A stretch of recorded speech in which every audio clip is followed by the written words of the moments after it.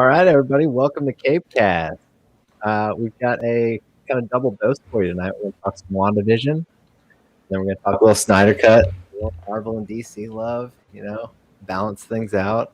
This might end up being the In Defense of WandaVision episode for Britt. We'll see. Maybe. We'll see. Yeah. How you guys doing? I'm doing good. It's another week, another WandaVision, another Nice. Brit information CiNEMACHiNE on us. I'm looking at his show notes here, and I just keep scrolling and scrolling and scrolling. It's a lot, man. It's a lot. Bring it. I love it. Yeah. Brandon, how are you doing? Good. I'm good. Doing It's been a busy week, busy weekend. Mm-hmm. But yeah, can't complain. So Brandon's screen, why don't you explain that one to me? That's a good question. Change it to Brandon camera, please. Yeah. Brandon. Well, that's embarrassing. It is. Well, I renamed. How about this one? Brandon Person. There you go. I don't know what there he happened. is. I was. It's like a whole new person. Wow. I got fans. I activated the share screen thing, and it was like rename it, and I was like, okay, that way I can keep up with things on the back end. Give you a little peek behind the curtain. But apparently, it changes me too, not just the little screen share thing. So You got it. What are you gonna do? In the chat there already, Britt. the Pink Ranger has come to see you. Pink Ranger. Yeah. What's up, Pink Ranger? Another DSA person, Nice. part of the actual club that I'm in. So All right, let's hear it. Plug it. Yeah, hanging out. Yeah, so DSA, Disney Sorcerer's Arena, do it over on Twitch Mondays, Wednesdays, starting around 8 p.m. Eastern at twitch.com/defaultdan. So hang out Cool. over there, Cool. play some DSA, talk all kind of stuff. So Everybody check it out. Nice. If you don't get enough of the beard tonight, make sure you go check that out. oh, yeah. All right, gents. And So Yep. let's kick this thing off. Let's do the kind of round the horn, quick yay or nay. Let's start with Brandon. What you got? Well, here's the thing. I feel like this show would have worked better in the long run. At the end of the day, looking back on it, I feel like if this were just a feature, one long feature film, I wouldn't have many complaints about it. Mm-hmm.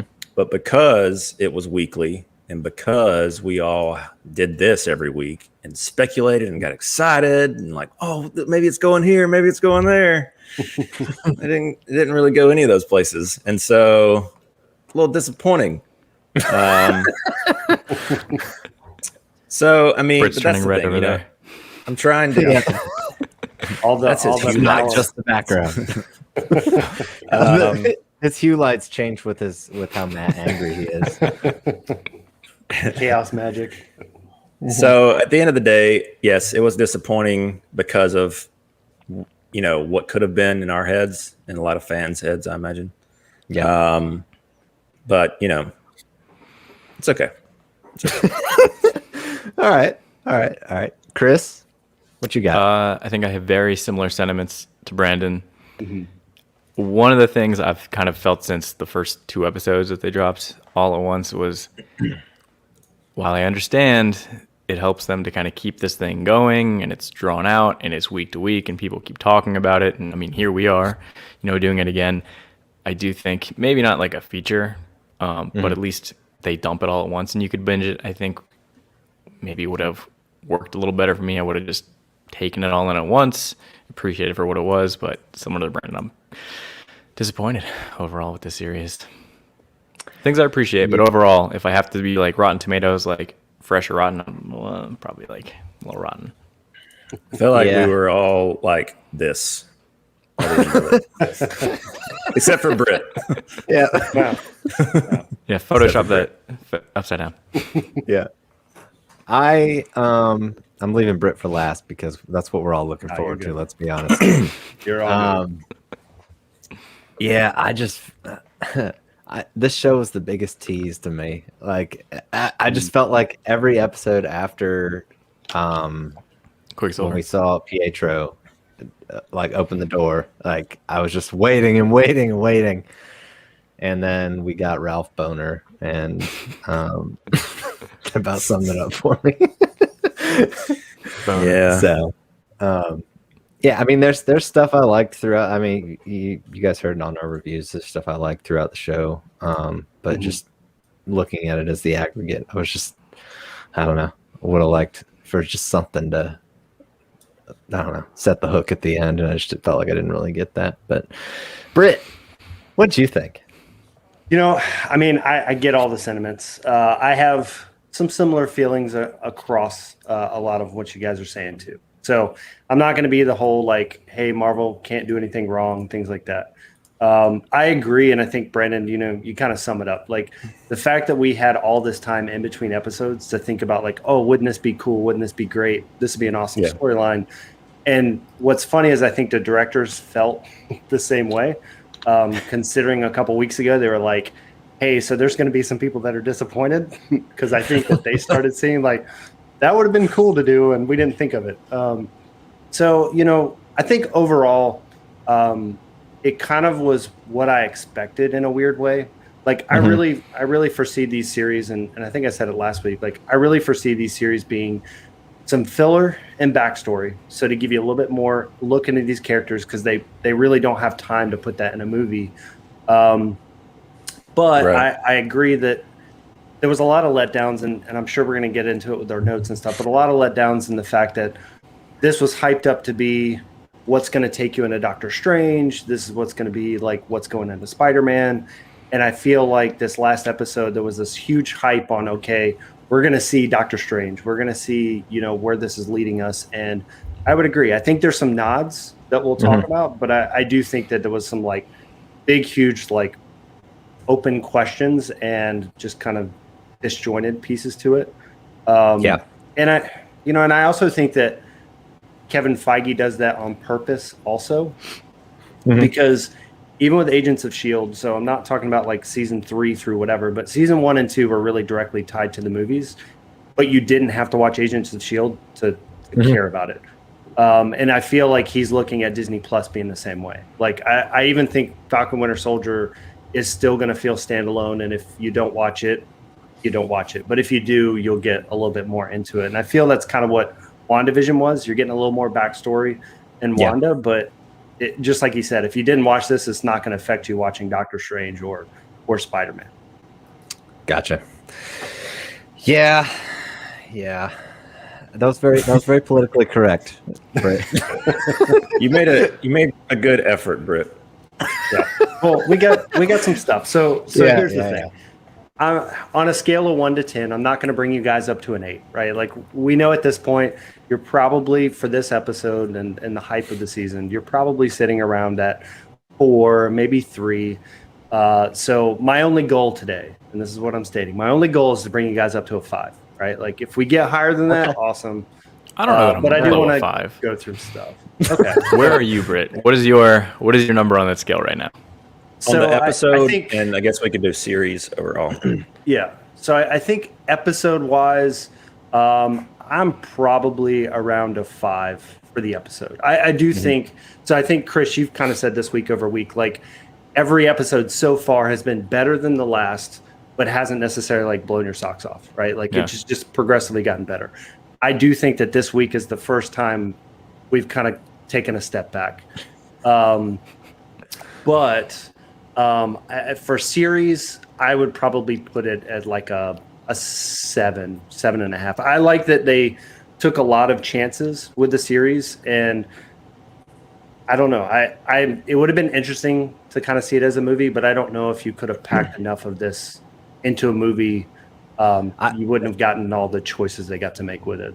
I feel like if they would have packing it in, like I feel like now that we've seen the show, like them going through the creative process of making this thing, I totally understand why they didn't make it a movie, because it would have been the most underwhelming thing ever, especially coming off of, you know, Infinity War Endgame and Far From Home. Like, I don't know, it just didn't pack. Like there wasn't a lot of like character power or anything like that that I felt was like theatrical level. I don't know. Yeah. I feel like it's hard to know exactly how that would have went over. Besides just saying like, you just wouldn't be able to get like expectations to run rampant as far as that's my whole thing. I feel like it's pretty solid, on its own. If it was like a Netflix series, like Chris was kind of mentioning, if it was something you could binge through. But it just, and then, you've also got the side, which, Kelly brought up with, you've got Paul Bettany saying like, yeah, I'm going to work. And everybody's like, well, who could it be? Could it be this person? Are we getting this person? Are we getting this person? And like, he's like, oh, I probably shouldn't have said that. No, okay. I was just kidding, guys. I was talking about me. It was funny, but you didn't know because, Tom Holland and I agree. I mean, you had interviews. So, like, I think there was a lot of pieces there, right? You had interviews in between episodes to kind of drive some of that stuff. You had all of us speculating. So, I mean, we all know, right? Like, the whole Ultron theory that White Vision was going to be Ultron. I don't think I really fully was like, oh, this is what's going to happen. But after hearing it and digging into it, I'm like, oh, man, like, it makes sense. And it would be awesome if it was. Like, I think that there was so many of those. Like, even, Pietro and Quicksilver, could this be multiverse? I saw a whole thing that came out the week before the episode, like reading back now, where somebody put it out saying, hey, I know what the episode's going to be. And they had this whole line where, like, when Wanda was having her nightmare, she created Pietro, which pulled him from the multiverse. And it was like this whole cool thing. It was like, oh, man, that would have been awesome. But it didn't happen either. So, I think that's kind of the problem. And with every movie, you get that while it's being created. So everybody has these ideas of what they could do. But I definitely agree with the series and the fact you have to wait week over week. It gave us time to imagine and hope. And they crushed those dreams in quite a few of them. A lot of hope. Boy, did they. Quicksilver was the worst part for me. So we need to have a little ticker. We need to have a little ticker on screen for what level we're at as Britt's raising us up to 5. A meter. Yeah. It might just be a little wavy. That's interesting though. Like, Chris and Brandon, where would you fall on, like, obviously episode versus series, I guess, on a 1 to 10 scale? Chris, go ahead. I'll let you go, Chris. I don't know. I mean, without thinking too hard about it, I think I'm very middle of the road, like a 5 on both, probably. Okay. I don't think it takes much argument to say like, I'm a 4, no, I'm a 6. It was just very mediocre to me all the way around. And like, there's plenty that I did appreciate, but on the whole, just as this package thing we were presented with, I'm very middle of the road. Gotcha. Brandon? Yeah.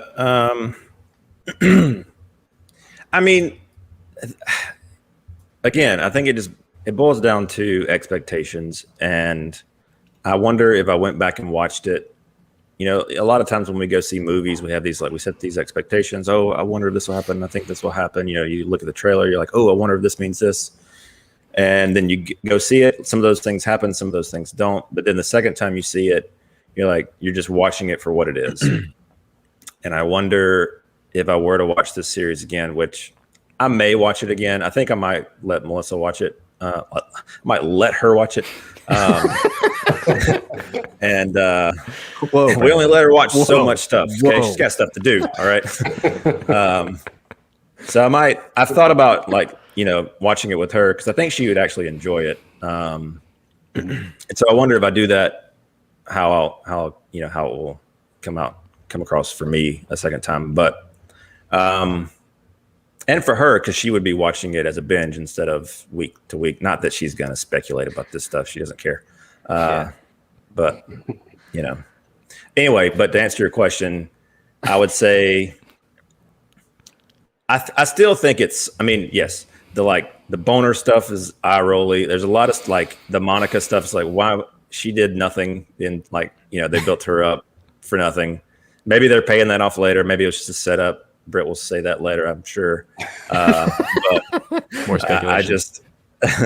I just it kind of landed with a thud, and I mean, it was cool to see her become the Scarlet Witch with that new costume and all that kind of stuff, and it was cool to see like some vision on vision action. I mean, it was Ryan. I think you can relate to this. There was some Man of Steel vibes with all that those sequences, which I'm into. So I mean, I thought it was good. I'm not gonna like just take a big dump on it because my expectations weren't met. But still a little disappointing because of that. Yeah, for me, I personally was not a fan of the episode itself. I'd probably go lower. I'd probably say 3 or 4 for me for the episode. And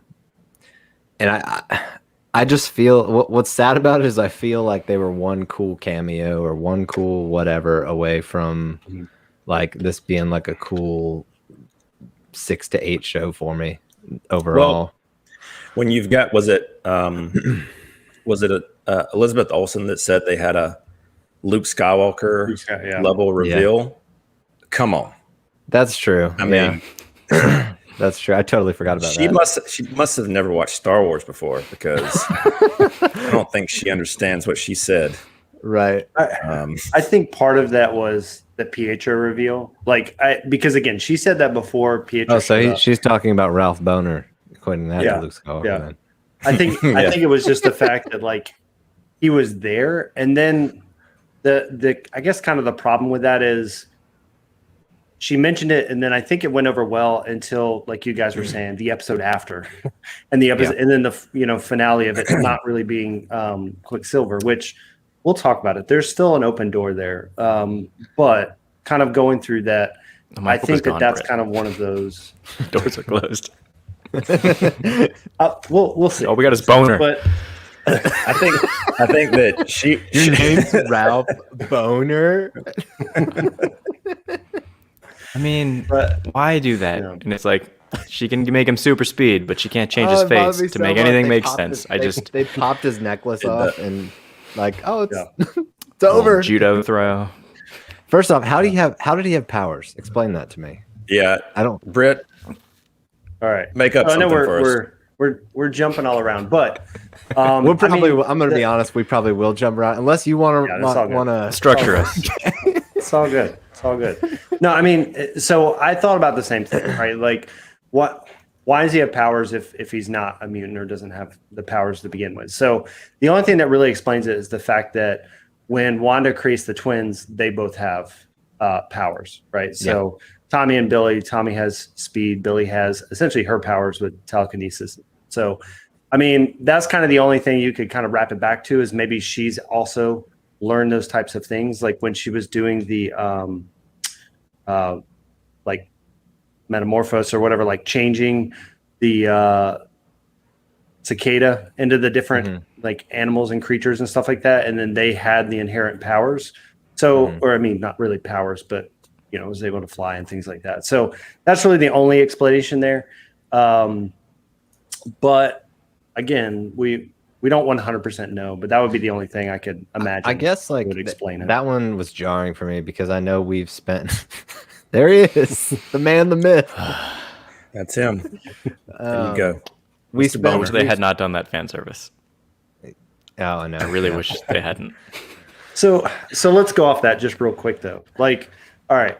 So I'm gonna kind of go down this little potential hole that they could use or plot they could use later. Fire away. So we still had Agent Wu that was there looking for an informant, right? So like he has this person that he's looking for. They never explained it. Again, one of those things that were never paid off.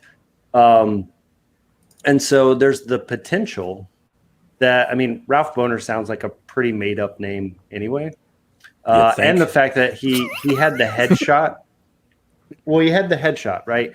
They're in the middle of nowhere. Like that's not an acting headshot. That could potentially just be like the whole, like witness protection program picture. That's here's your new identity, picture, name, blah, blah, blah. I'm not saying that's what it is, but it could still leave this whole thing of that's not really him because he laughs at the name when she says it, right? Like he goes, oh yeah, Boner. So like that may just be his made up fake name on a cover. Lord, I You hope think so, so. Britt? But do you really think so, Britt? It's the only thing, like, if they truly Is this did what you're pay telling off. yourself because you're in denial? No. There's no reason why they had Agent Wu say that he's there for his inside person, and literally they never mentioned anybody that even remotely would match that that person. That's the only thing that like makes it seem like it could be. I feel like if they wanted to fully pay it off and say this is Quicksilver, then like after the episode you see him like speed away or something, right? But I don't know, like there's just that weird potential. Like to me, the name just seems really set up, and if you watch it back, like when she says the name and he says, he kind of laughs at it, like, I mean, I don't know. Like if that was my name and people kept saying that kind of stuff, I don't know if I would joke about my last name also being that way and laugh that way. So I don't know. That's potential. So you also write it back in. So by the way, don't hate me by the end of this episode, but I'm gonna, I just had things in this episode that like stuck out to me where I was just like how, like what? And the Ralph Boner thing was one. You mentioned Agent Wu. Like, did they show him getting a safety pin, or did he just to get out of his handcuffs, or did he just pulled it out of the phone? He pulled it out of the phone? No, I'm kidding. He picked up a phone. He had his hands behind the back. He leaned back against the desk or something and he got to pick up the cell phone though, right? It may have been next to it if we like zoomed in. I thought that's where he got the paperclip. Oh, gotcha. I thought he picked up a cell phone there. I didn't know how he got out of the handcuffs. It's super. Well, he did both. Yeah. Gotcha. Yeah. All right. It's so easy to get out of handcuffs these days. Yeah. Paperclips. I mean, technically he knows magic, so that's one of the common things you learn, right? Brit. Doing escape stuff. Brit. He even said the same magic word that Vision said when he was doing his tricks when he did it. Look, she's even making fun of you, man. Your wife even knows, bro. Just go tell Kelly to come down. Are you downstairs? Wherever you are, tell Kelly to come. She's on the other side of the door. She may walk in here in a minute. She's got the puppy at the moment. Oh man, so at the beginning of the episode, I was like waiting for right from the beginning of this episode, I was waiting for how they were gonna like introduce White Vision into the fold. Like I was like expecting it to be like, I don't know, some dramatic entrance, and he just like comes walking down the street at the beginning. Yeah, like up. I was like, wait, what? Okay. Yeah. Did you like his entrance or exit better? Exit. Both were pretty good. So let's go. Let's talk about that as far as what. So Britt, what exactly happened? Like, is this? I didn't watch the Vision, episode, Britt. What happened? White Vision, the new Vision? Does he have? That's what it felt like. Consciousness now, or what? So essentially, if we think about it, right, Vision is just a robot. He's got databases, hard drives, whatever you want to call it, when they built him for Ultron. So essentially, he has all of Vision's memories, but the guys were blocking it. So they pretty much reprogrammed as much as they could. So he didn't remember any of that stuff. So they could program him to kill Vision and kill Wanda. Mm-hmm. And so the idea there is, when they're going through there, there's a couple things I didn't like about this. I mean, to your guys' point, when he shows up and she turns around, she's like, "Vision, is it you?" Like, she had to notice he's fully white. Like, why are you fully white? Last time I saw you, you had all your colors, right? Like, yeah. So I thought that was a little weird too. And then he starts to crush her skull, and then Vision flew in. I had an issue with that too. I'm Debbie Downer tonight, but he like literally starts crushing. Like they have sound, like they way overdid it with the sound effects. He's literally like crushing her skull. Like it sounds like her skull is cracking, and then she's cool. Like he tosses her and she's cool. I'm like, no. Yeah. I mean, I like this one better. So we're gonna have to take graphics duty away from Brandon.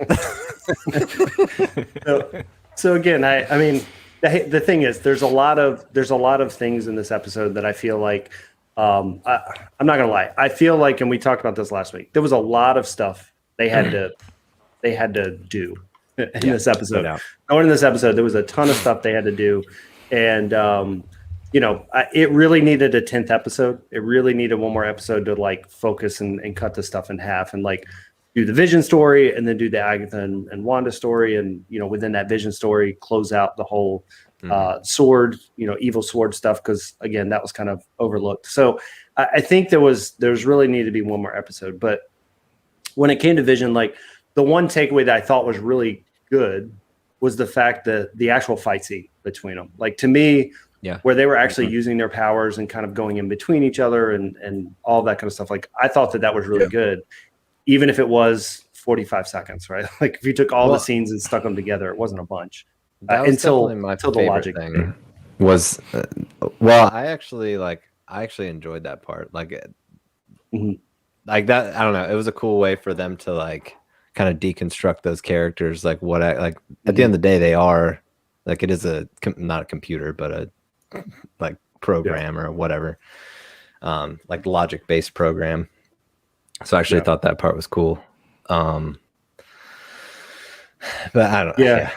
I didn't interrupt you. Go ahead. No, you're good. And I think that's and Pink Rangers mentioned like maybe because they were having so many weird stuff with the time changes, maybe she thought Vision went back to black and white because she can't control all her powers. It's possible. And I did like the logic battle, right? Like the whole premise of this is if you have something and you replace one piece of it, is it still that thing? Okay, well, if you replaced all the pieces of it, so in this example, it's a boat, you've replaced every piece of wood in this boat, is it still the boat? And the idea is, okay, well, you have Vision who's 100% brand new, or Hex Vision that's 100% brand new that Wanda created. Is he really Vision because he has no Vision parts, compared to the White Vision has every piece of the original parts, but it doesn't have the same mind, right? So it's not really Vision. So then they're coming to the example of, well, they're either both not Vision or they both are Vision. And so I do like that it kind of pays off the fact that the Vision is one of the smartest characters in the MCU at this point because of the Mind Stone. And so kind of going back to your original questions, like White Vision has all the memories, they're just locked away. So Vision is able to unlock all those memories. Now, again, he's not going to have any of the memories from WandaVision, but he's going to have it all the way up to his second death.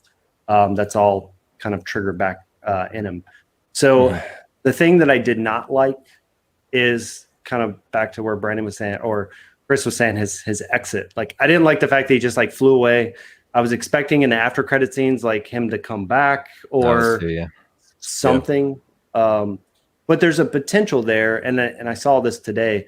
There's a potential that maybe he went to go find Shuri. So he would have the memories of when Shuri was trying to remove the Mind Stone and kind of help with all of Vision's stuff. So we may see him later in something like that. But that's the only logical answer I could come up with of where did he go. Because you would imagine after having all those memories, the first place he would go would be back to Wanda, which he did. Yeah, that's true. Yeah. Speaking of Wanda, like, so one of the major issues I had with this episode was how, and I've seen people mostly fighting in her pajamas.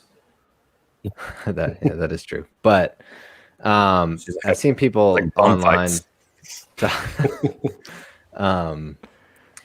justify kind of like the lack of consequences, I guess. Like, I understand she lost her digital kids, but like she was basically torturing. I deleted her WoW account.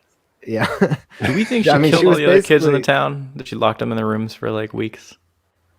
I mean, dude, just like a bunch of dead little kids. She literally like she tortured an entire town, and like it just, I don't know. I just like there just felt like the negative consequences weren't there at all.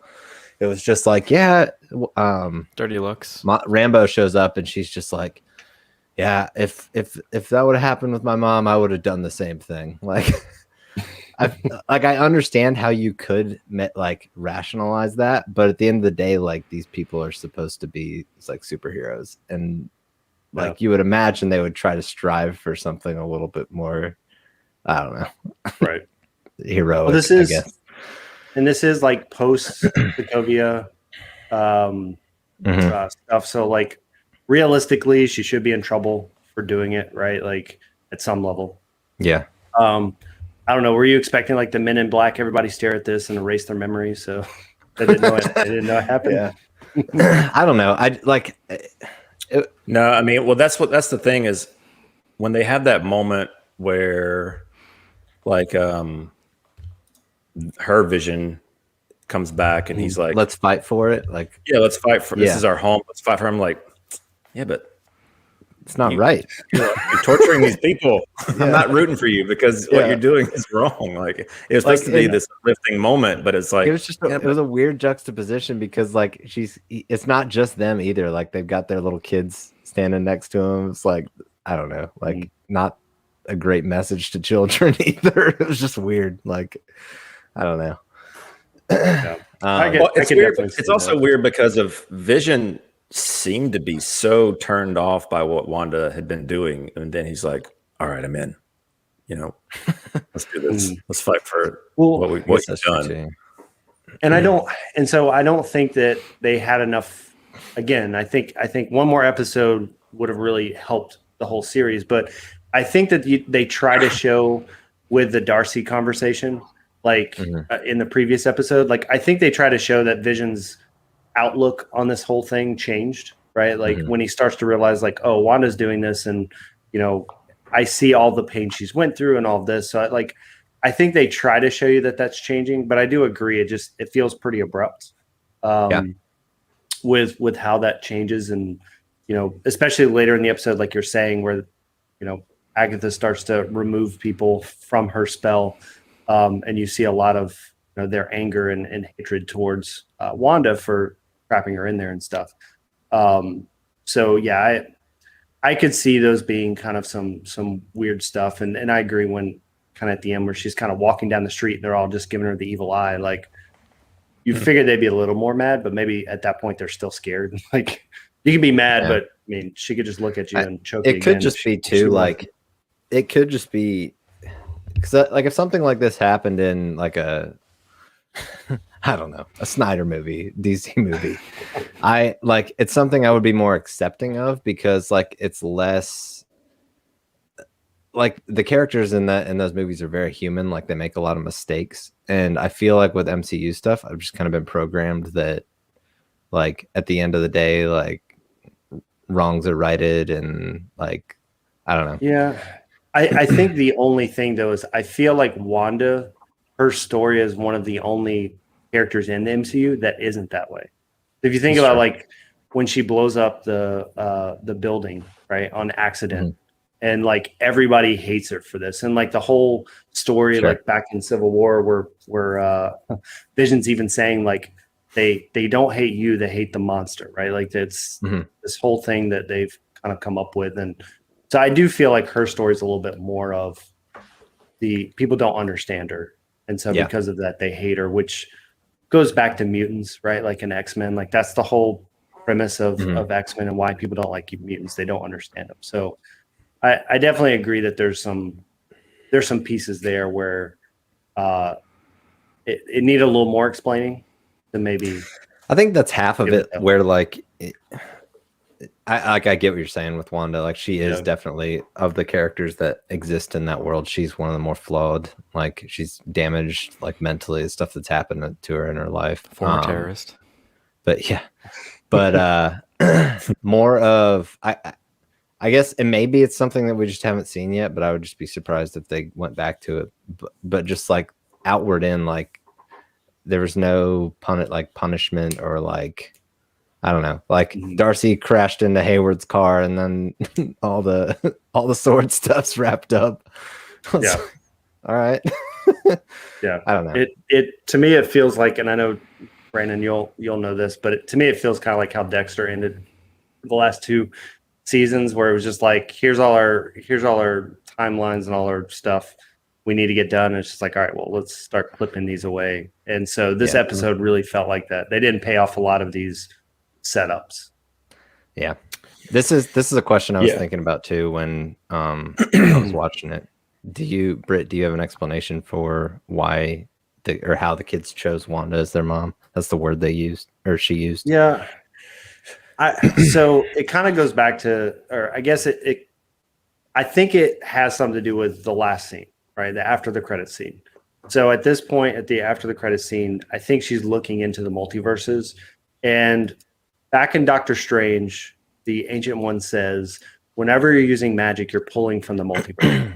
And so I believe when she's creating Vision, she's creating the boys, I think she's pulling from the other universes, and that's where she gets the kids, essentially. So I don't know if there's more to that in any way that maybe we'll find out in Doctor Strange, but like I think there is something around that in the fact that maybe they did choose her because they accepted to be there. I don't know, because she didn't have any kind of control over them or Vision. Yeah, so maybe. I will say they nailed the costume for this world, in my opinion. I was kind of curious how how that was going to turn out. What are y'all's opinions on it? I like it. I think it's cool that we finally got like the comic version, the version that they didn't have the rights to until now, pretty much.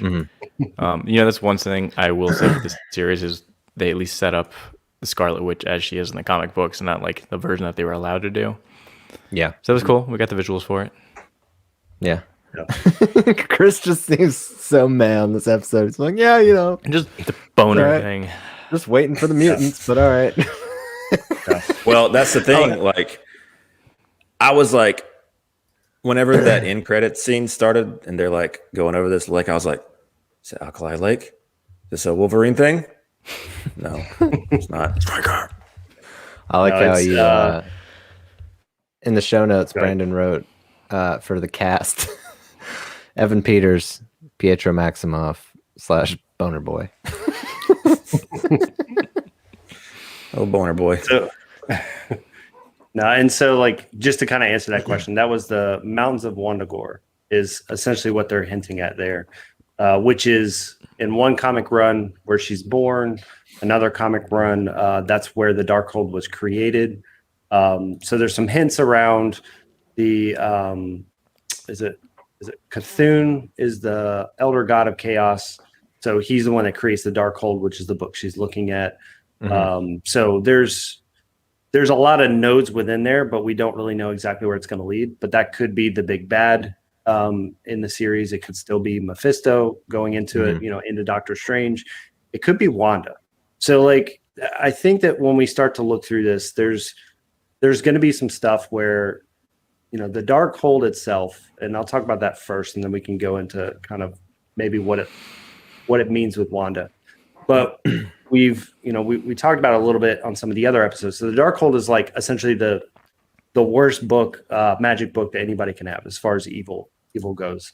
In the Doctor Strange movie, the original Doctor Strange movie, when he's walking through there and he opens up the section that the book was taken by, I'm going to say Cassius, but that's not his name. That's all right. You should have just played it. You should have just played it cool, man. Like, yeah, I should have. We've been like, yeah. But then somebody in chat would call me out. But yeah, so and that tells you how bad of a character that character was, a throwaway character. But when they do, there's a missing book in there, and this is essentially going to be that missing book. So this book is what creates vampires, so it's probably going to have ties into Blade. It's tied directly to Ghost Rider. It's been in the quote unquote MCU already, whether that's you want to count it in MCU or not. But it was in the Runaways and it was in Agents of S.H.I.E.L.D. They're both not directly tied to MCU, but it would not surprise me if they come back around, considering Agents of S.H.I.E.L.D. turned into Agents of S.W.O.R.D. Near the last two seasons, as well as maybe the Runaways has some ties there, since it has ties into how they got the book, where it was left in Agents of S.H.I.E.L.D. So with that, like, this is the book that essentially sets up a lot of stuff. It has the story of Scarlet Witch, which is where she's looking at her powers. It talks about the multiverse. when Agatha's holding the book on the left side, you can see the multiple circles, which are essentially like multiple worlds, multiple verse. It's similar to what we saw in Thor 2, when he's talking about all the different realms kind of coming together, which could be, again, nods to the multiverse and what Thor calls it, just like where he was saying magic and science are the same thing. Like there could just be some language within that. So, I think that, overall that book's going to play a huge role moving forward. He had the quote too. I think it was an Agatha quote where she said that the power exceeds that of the Sorcerer Supreme. Mm-hmm. Yeah. So that's, and that line makes me believe that I think Wanda's going to do something and try to bring the boys back, or Vision or whoever. And she's going to mess with the multiverse. And I think that she may actually start out as the villain in Doctor Strange 2 by accident. Gotcha. I think there's going to be something where she accidentally does that, and it's like Mephisto or whoever, Nightmare, or one of those guys. Like, don't start it again, Mephisto. We're never going to see him. Yeah, I mean, Agatha had that line about "you don't know what you've done, you're going to need me," kind of right after her defeat. So maybe that's like a nod of something's been tapped into, or almost. The bell's been rung type of deal. Yeah. Now we're talking. That. Yeah. So what? And you may have said this earlier while I was looking at more pics.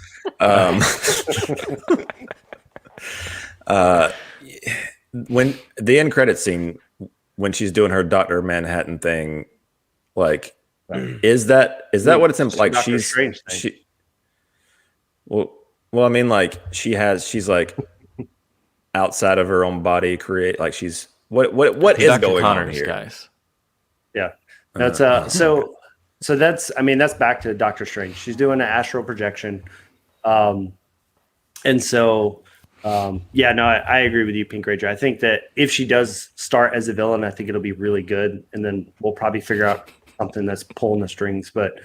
No, it's just like what Doctor Strange was doing when he was learning. I don't know what you're saying.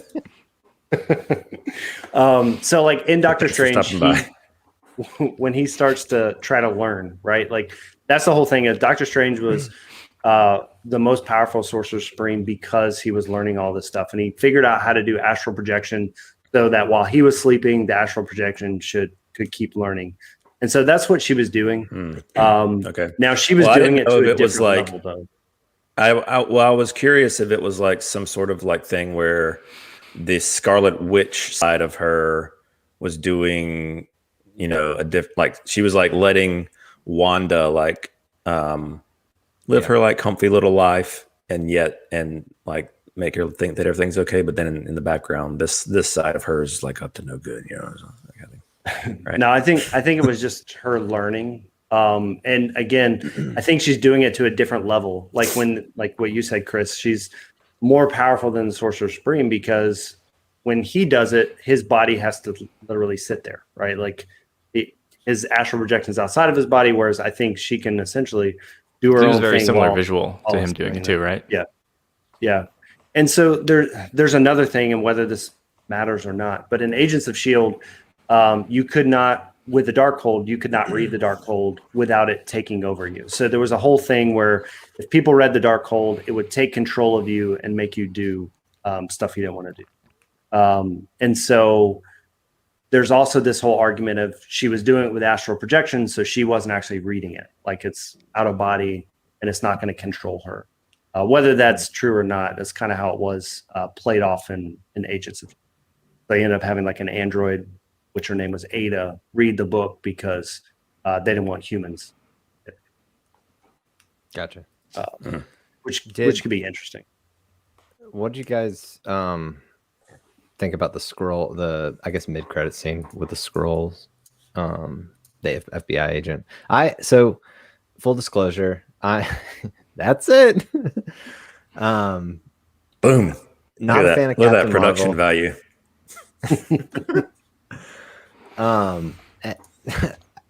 For me, everything I've seen Scrolls in so far, I'm so underwhelmed. So I just don't even care about the storyline right now. I feel like it's something that I like would have to be like a comic fan to really. They were like, cool to me in the comics, and especially like Secret Invasion stuff that they did. But I mean, like you, I have not cared about them at all in the MCU. I didn't even finish. Well, it seems Captain like they're Marvel. just using them as like Yeah. Oh, you thought this was a real person that you have been watching this whole movie? Nope, it's a scroll. Well, you thought that was Samuel L. Jackson this whole movie helping Spider-Man? Nope, it was a scroll.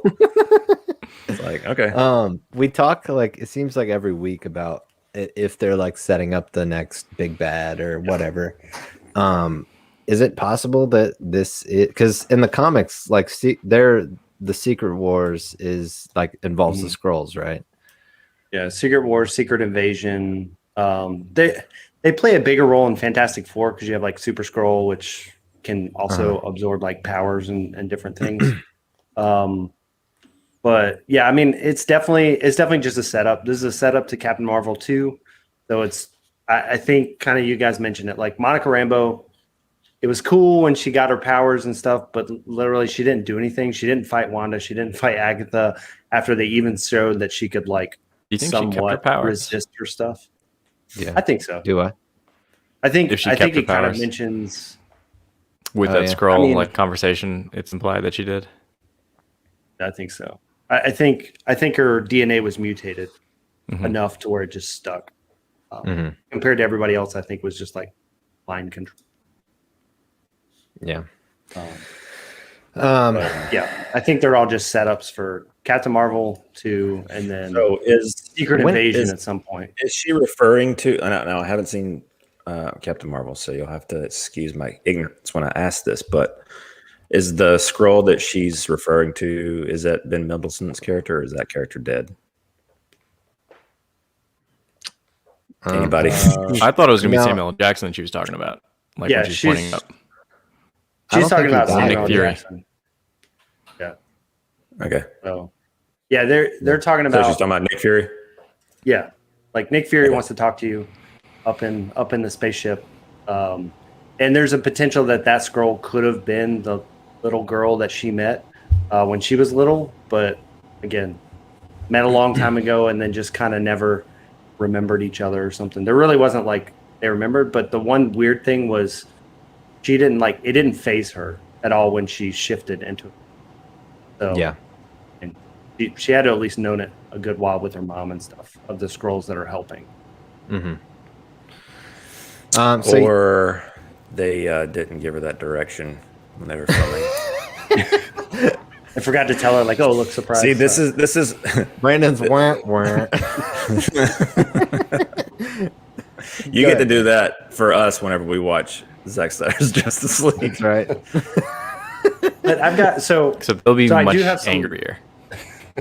I do have some cool stuff. Like there's right, so there's a that's- lot of little nods in here that I think are really cool. I'm about to maybe- turn it over to you because Yeah. we're through my notes. And it's now the Brit show. Brit, You guys took note. you are now the host of this meeting. We have a few Mephisto's here. notes. No, I think finally. you in the know house. I knew he'd joined show up. us. There he is. He finally showed up. Well, now it's better. Yeah. So again, it's Billy and Tommy. So you know, the thing is like when we look at the episode, there's definitely a lot of pieces that I feel like let us down overall. Right? There was a lot of places they could have went and they didn't go, but I think the thing that keeps the whole series to me at that kind of 7 or whatever, like. To me, it's the little nodes that they did through the whole episode. A lot of callbacks, a lot of interesting ways that they used some of the stuff. And I appreciate it. Maybe Brit's I think he- Mephisto. You think about Maybe this? I think he's talking about his own profile picture, not Brett. So some of the stuff I thought was cool. So like the whole Agatha storyline, right? Like they made all these nodes to witches and then they kind of like played off of that. So last episode we have the whole Covenant being, technically burned at the stake. Yes, it is a direct reference to the comics, but I thought it was also kind of just a cool way of them doing that. And so one of the things they threw out there was Evanora was Agatha's mom's name, which is the name of the Wicked Witch of the East from Oz. So what was cool in that first battle scene was, Wanda picked up the car and hit her with it. Wanda loves to throw cars and whatnot. But she ended up underneath the house. And then when she went and looked at her, all that was left was the boots sticking out of the house. I did appreciate so that. essentially, boots underneath, and there was brick road. Like there was a lot of little nods there, which I think was just cool. They didn't have to do that. And I think that that's kind of all these little weird Easter eggs they put throughout the series, I think was really cool. Also, just given the nature of WandaVision in the early episodes when it was TV format, like that kind of stuff it wasn't awkward or anything. It just felt kind of organic to the show. So like that was a cool one. Another one, and Brandon, you may like this one, but when you first get to the scene with Ralph and Monica sitting there, he's playing Amber by 311. And so a little bit later in the episode, when she jumps in front of the boys with the bullets, her energy that stops the bullets is the color of amber. Amber is the color of your energy. Amber is the color of your energy. Yeah, 311. Yeah. Brandon's in a band. He knows. Yeah, I know. So to me, like it's little things like that, like that's kind of hidden within there. That I thought was pretty cool.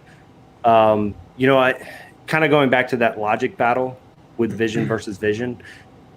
I know, Ryan, you mentioned like you really liked that it came down to logic with them, and some people don't like that. They wanted this giant, Vision on Vision battle and like somebody destroying the other one. But I think that logic battle kind of also hints back to Doctor Strange, right? Like how he defeated Dormammu. It wasn't about just going up and using all your magic and trying to beat him. It was the logic puzzle of, all right, well, we're going to put this on repeat until you decide to agree with me, right? And so I also like that. I think that was kind of something that it didn't make white Vision just like this. I'm a villain and I'm evil and I'm just here to do bad things. It tied it more into like the directives and all that. So I appreciated how they treated white Vision. I'm not just like a villain, but somebody on a mission that they are programmed to do. Yeah. I thought I tied into the comics as well. Which also kind of hints at like how Bucky was, right? Like it gives you that same kind of line where Bucky was forced to do all these things, and it gives them the ability, if they want to or when they want to, bring them back and kind of slowly work them into being a good guy again, right? And it won't feel out of place at some point. Sure. I mean, like again, I think it's when you look at these episodes, like I was saying, like this episode was not a 10, this episode was not a 9, but I think there's a lot of those little pieces that can bring it back to that 5. I still think the Ralph Boner thing is a potential, just like a red herring. I don't think that's his name. The fact that he laughs at his last name to me just doesn't. It seems out of place. I think you're wrong. Not giving up on it. But I hope you're right. Saying, but I think you're wrong. Remember I'm not the saying he's timestamp, Chris, so we can necessarily revisit. Quicksilver. Yeah, I'm not saying he's Quicksilver. I think he laughed because he's just a dumb little kid that's like, my last name's Boner. Pretty cool, right? It was also when he didn't know who he was too when he was laughing. Yeah. Maybe. Yeah. Maybe. I don't He's know. hurt. People have made that joke. I just want to forget about it. I'm trying Still on the living. inside. We'll see. There's also the potential that so many people are upset about it. They have to be like, all right, how do we fix this? The upcoming. So we should keep crying about it. Yeah. We can make a change. I'm not that passionate about this one. Yeah. And I think the other thing that I've really enjoyed in every episode so far is they've really looked at what do the comic books look like? What are frames out of the comic book? So last episode, or episode before, we were talking about that kind of overhead scene of Vision ripped apart, like again, straight from the comics. The whole scene of the boys disintegrating and Vision disintegrating, that's straight from House of M. There's several Yeah, all the panels squares and all where- that, and the cubes. That's cool. I thought that was a really cool effect. I'll give them that. I thought it was Yeah. cool. There's plenty of things I So- like with the effects and the nods and the Easter eggs, but you can cram a million of those into a show or a movie, and it's not going to make it good for me. So it's like, for me, it's cool that it's there, but it doesn't elevate it much. Yeah. And that's kind of the problem I think with this one was, you know, there's a few really cool stuff that happened, and I've got another one we'll talk about, but like a lot of these little nods I thought was cool. So we saw the twins, and when Tommy was running around, like he grabbed the hat from the agent, which is a direct reference. Thanks for stopping by, Rusty. Sorry to interrupt you, Britt, but Rusty's just saying No, hey, you're and good. he's leaving. He's got to go watch it, man. So, but you had like he grabbed the hat, right, which is a direct reference to Quicksilver in Days of Future Past when he does that in that one scene. So you had that kind of stuff. But to me, so we talked about the Vision on Vision battle, but the one thing we haven't really talked about so far has been the Agatha and Wanda big battle. Not the first part, but the second part, the real big throwout when they're downtown. And so to me, I thought that was like really cool, and it caught me off guard a little bit, right? So when she gets up there, she's essentially like, if you want this power, I'm just going to hit you with all this power. And while she was fighting and doing all that, I was noticing like, why are these blasts missing, right? It just felt kind of weird, like if you're throwing all your power and then she was missing with a few. But I loved how they turned that around, of those being her putting runes on this wall of her hex to call back to what Agatha did in the basement. So it's showing like she's a fast learner with what she's doing. And to me, that was like, and I know, Brandon, you brought this up a bunch of times, like, where's the budget? Like, to me, this episode and a lot of those effects, especially in this battle, like, that's where the budget was. And I really appreciated that they gave us that epic showdown, even though it was pretty short, within the episode. Yeah. Go ahead, Brandon. No, I was just gonna say. I mean, I'm just gonna keep talking because I finally found that graphic, and now we're gonna put it up here, and there it is. So, Hope you guys like it. that's all I got to say. Nate, yeah, I would agree. on. The budget definitely came through in this episode. I did have a little. The only thing I would have a little like effects gripe about would be how they kind of handled her. And I don't even. It's probably just a wire work thing. But Agatha at the beginning when they're in the street, it just felt like she was hanging from a wire with like a fan blowing her hair a little bit. Like, but other than that, I think it's totally agree. It could also be just like Catherine Hahn, like not usually associated with a role like this, and so it's a little comical just seeing her period. And so I thought she did fine, but I feel like she really kind of fell into this role well. Like, I haven't. Yeah, I don't know. Are you talking about that scene specifically, or like just like it drawing attention to her, like the physicality of it? I got you. Just not used to that kind of stuff. Like if it was a Could different be the case. actress, maybe it wouldn't have been as like, I just felt like it wasn't glaring like issue. kinetic enough. I guess the whole like her flying around. Like I just felt like she was kind of just like float. Like she just kind of like float one direction, float the other, and like the whole time her hair was just like fluttering. How'd you like You the think that mental it's- attack? Like when it went to the old Salem kind of period. Yeah, that was cool. Yeah, And it was cool that seeing her callback. do like the little like in your ear thing that we saw her do like in the early appearances, like Age of Ultron. And I don't know. I haven't gone back and rewatched anything in a while, but I feel like we haven't seen it in a while, and it was cool to see like that kind of signature Wanda move again. And then Didn't she actually say something like that? Like you haven't used that one in a while or something? maybe. I can't remember. I don't know. Maybe that was an earlier episode. But I like that scene. It was cool. They're going there and kind of flipping the script on each other and the effects used. Agree.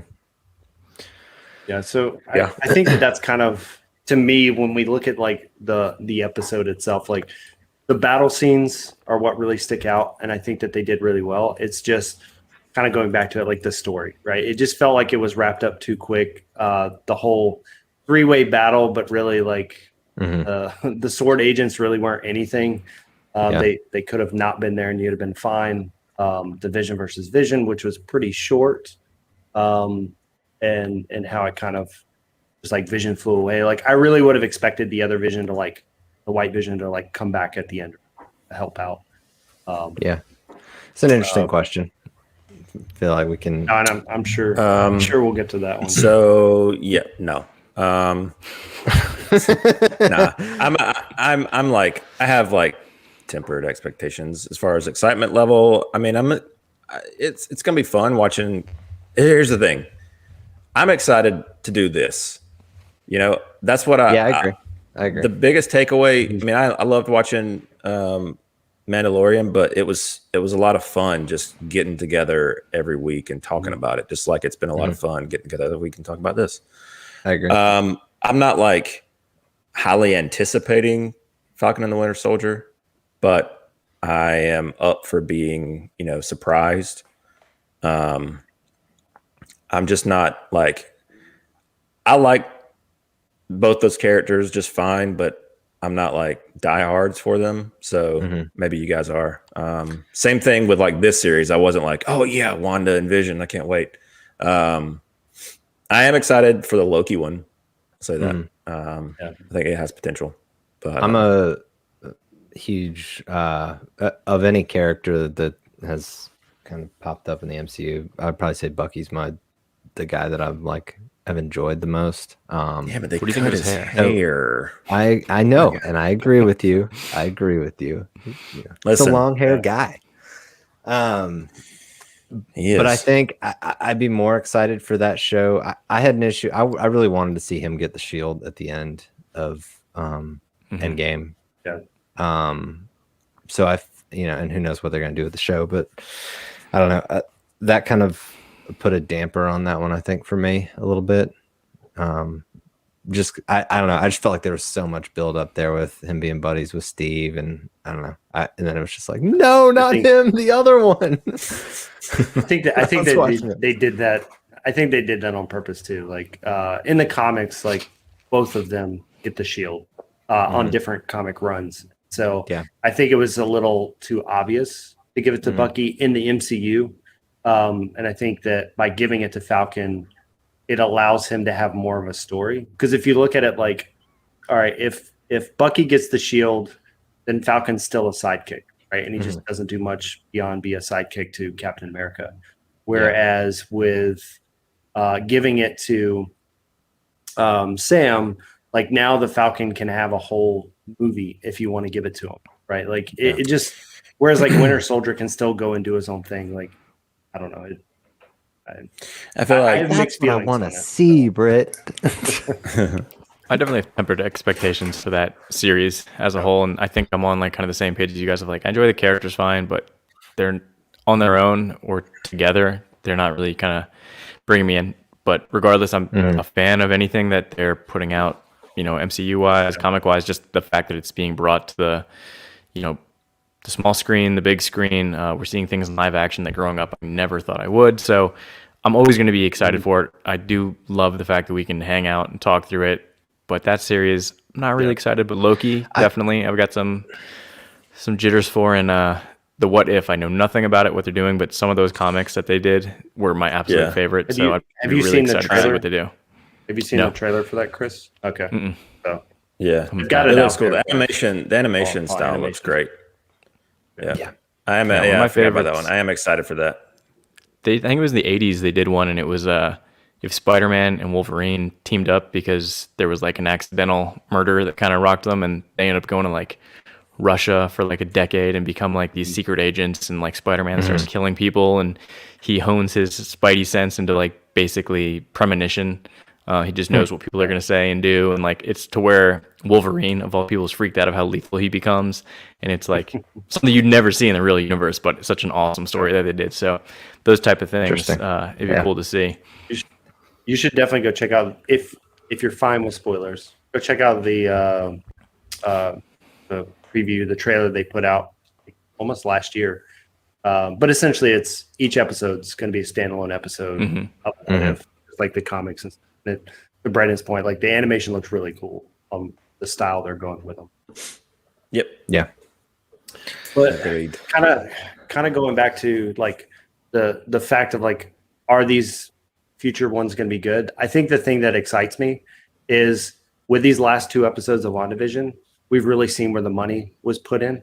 And those really did look like MCU level, action and, all that good stuff. So I'm excited about Falcon and Winter Soldier, because you can see they put money into this. And so we're not going to get some cheesy whatever where like, Bucky's arm's covered up all the time because they can't pay for the CG for his arm or something. Like, Right. They're going to put some into that. But I would agree with you guys. Like, to me, Loki is the one that definitely gets me more excited. The whole like DB Cooper thing in the trailer, like I was like, oh my gosh, like that's just an amazing twist, and I want to see what else they're going to do like that.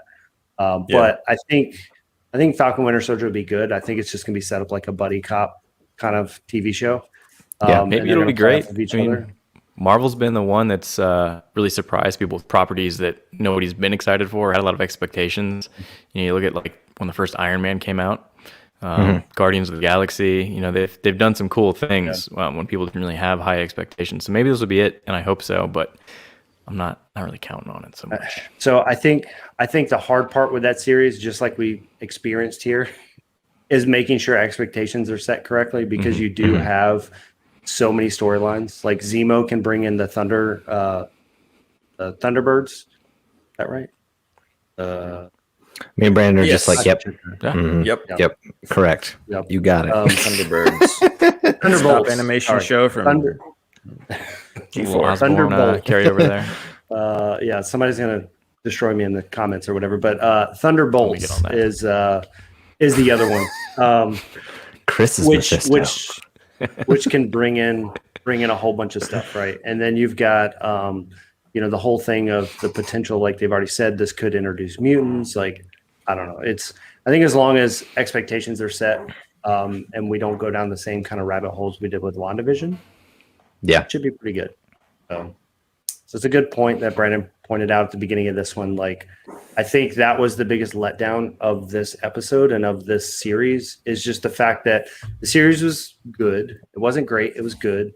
A lot of really cool stuff that happened, but at the very end of it, there was a bunch of expectations of where it should have led. And I really felt like, and maybe this would have, if COVID didn't happen, maybe this would have literally had like, here's your end credit scene that starts Doctor Strange, right? Yeah.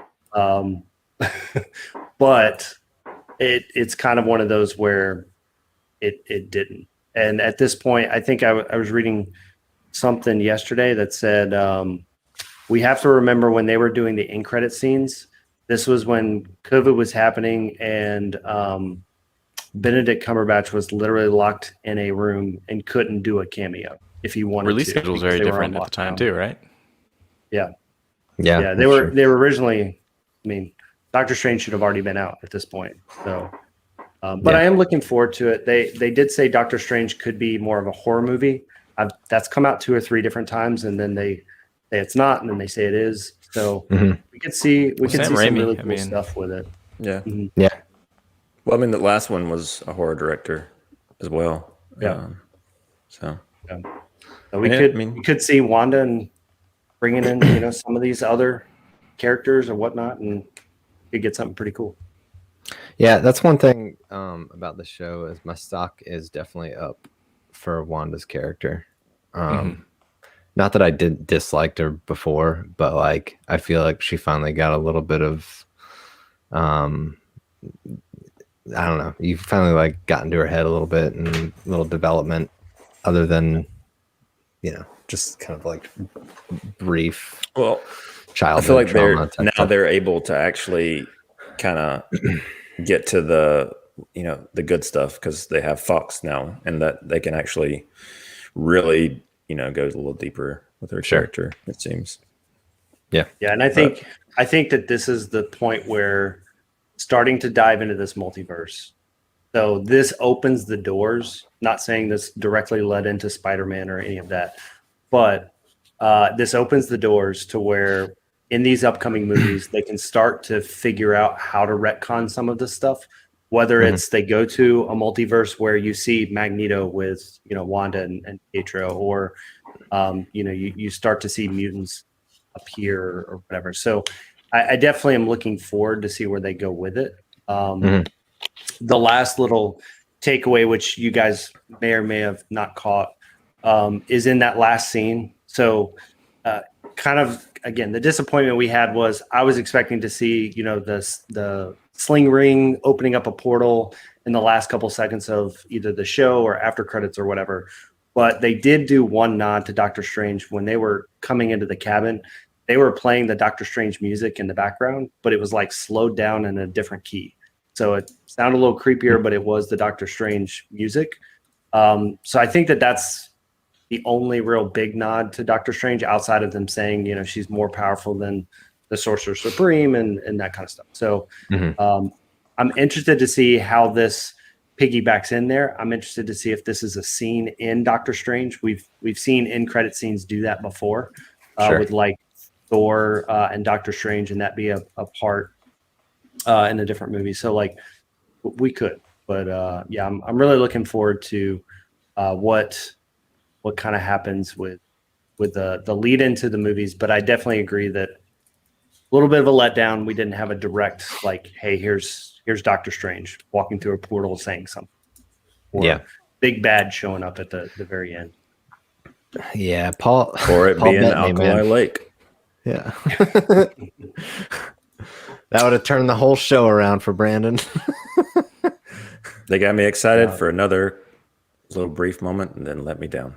But I mean, I thought it was cool. I thought it was a cool one. She just did the Bruce Banner thing, right? You just run and hide in a cabin out in the middle of the woods at the very end. Eyes turn green, give a little smirk. Yeah. Exactly. All right, guys. Anyone else before we make transition here to talk about some Snyder stuff? Anybody have anything else they want to I got one bring thing. up? All right, Chris, fire away. All right. You reminded me of this when you're talking about like you could just hear her head like crushing in. Yeah. And the sound effects were like maybe a little too over the top. I don't know if anybody else noticed this, but in like the goodbye scene with Vision, they go to kiss and there was like really loud sound effects for like not only the kiss, but like the mouth getting ready for it. It was like I was like, well, what's going on here? And I don't know. That stood out to me. I don't know if I was the only one that noticed. I don't know. I it, guess I'm but gonna have that's to all I got. rewatch it. Maybe y'all got your volumes like way that. up.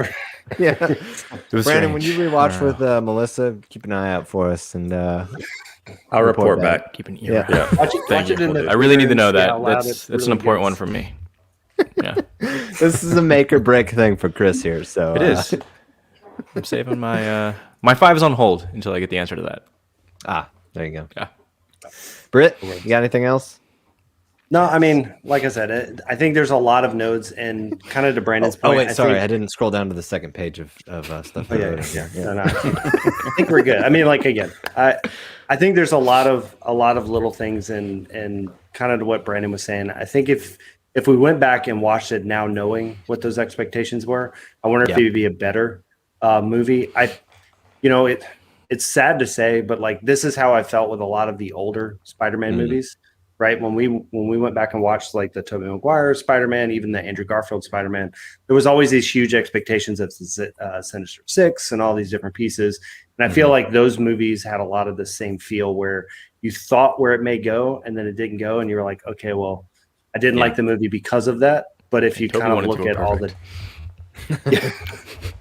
but if you go back and like look at it in that light, they're better than you remember, but. I definitely think this is one of those series where our expectations and our theories could have potentially made a better show. But at the same time, like they did a lot of good stuff. The very fact that we're doing this every week, spending an hour plus talking about this show, probably was to our detriment a little bit. Yep. Hey, here's the thing, though. It's If coupled. the It's Snyder coupled. Cut- Sorry, go ahead. Well, I'm curious if the Snyder Cut would have been the 6 episodes or whatever that they were going to do, right? Like, Yeah. and it would have been potentially a weekly episode. I wonder if we would have had the same thing, right? You guys would be like, oh, what about this and this and this and all Oh, this. It's they a don't little have all the different. confidence. It's a little different because We know the people that are in the woods already know the beats, yeah. to Like, the there's going to be story. stuff that pops up that we nobody knew anything about, but that's Yeah. But I mean, it's a good point though, Britt. Like, it very well could happen for anything that, like, if it was another DC show that they were doing, like, it's the same idea. Well, I think I mean, to reiterate, not only is it us doing this weekly and fan theorizing the internet going wild like they typically do, it's also a little bit of the stars kind of, overselling things. Yeah. So I'm telling you, he Tom Holland it. You got to reel him in. Like, yep. Mm-hmm. can't do it. Yeah. All right, Brandon. I would agree. Brandon, you got anything? Well, just to answer David's question, I was pretty, I wouldn't say like super like big on the show in terms of like pushing it on people, but I enjoyed it. It's definitely something worth a watch. Yeah, like, don't let what we say dissuade you from checking this show out. It is cool. Like, it's cool just to grumpy. see. Yeah. Watch the other episodes because they're much better than. Just don't your talk about it reviews. for an hour with a bunch of nerds in between each episode, and you should be good. Wait, And so don't can we listen go to back Paul to Bettany, Britt and don't raise the listen bar for to- everybody? Yeah, are we What's at that, 5 Chris? now? Yeah. Did What's I our help fi- with what's our meter at? any of the stuff? Top Maybe 2 not. guys. What are you at? I was already at a 5. Again, here I'll just before we leave, I'll just say I don't hate the show. I just think it ended up being a little disappointing because of the nature of how we do these Yeah. things. So, I agree. again, I'll let you. I'll get back to you when I let Melissa watch it with me. Permission to press play, Brandon. Granted. All right, gents. We ready to make the transition? Yes. Let's do it. All right. Let's talk about cooler stuff. I'm looking at you, Britt, for your reaction for that. No, we're good. What color are We're these good. hue lights going Me to go and- to? Yeah. What? Let's see. What we got? All I should have set that up. Let's talk a little. For me and Brandon's sake, let's talk a little Snyder Cut tonight. Yay! Yeah. We haven't done that Brandon's with a lot these more guys happy yet. and smiley. Yeah. Al always makes fun of Brandon for Cape Cat. There we go. That Oh, looks there like we go. DC How about some logo. blue? Yeah. Let's change that monitor too. All Live. right, right. hang on. That Give me one that'll be second. that'll be our Sorry, I feel like our, Brandon bossing around Melissa. our scrubbing reference point when Britt's hue lights changed in his frame. We're talking DC. Brett, I'm gonna need you to move it to like black and maybe shades of gray, just for me. Okay, Okay. You don't like hints of All right. yellow, Brandon? and maybe Yeah, some just yellow. That's fine. Desaturate it a little bit, just for Zach's Yep. sake. Yeah. Yeah, thank you. All right. So we are 11 days away? Let me check my countdown real quick here that I've got on my phone, because who doesn't? We're 10 days, 2 hours, 39 minutes, and 38 seconds away from Zack Snyder's Justice League Day. And over the last week, we've been getting some character teases in the form of little mini trailers, some animated GIFs, new character posters, all kinds of stuff. And we wanted to kind of jump on here and talk about that, talk about the chapter title reveals, that kind of stuff.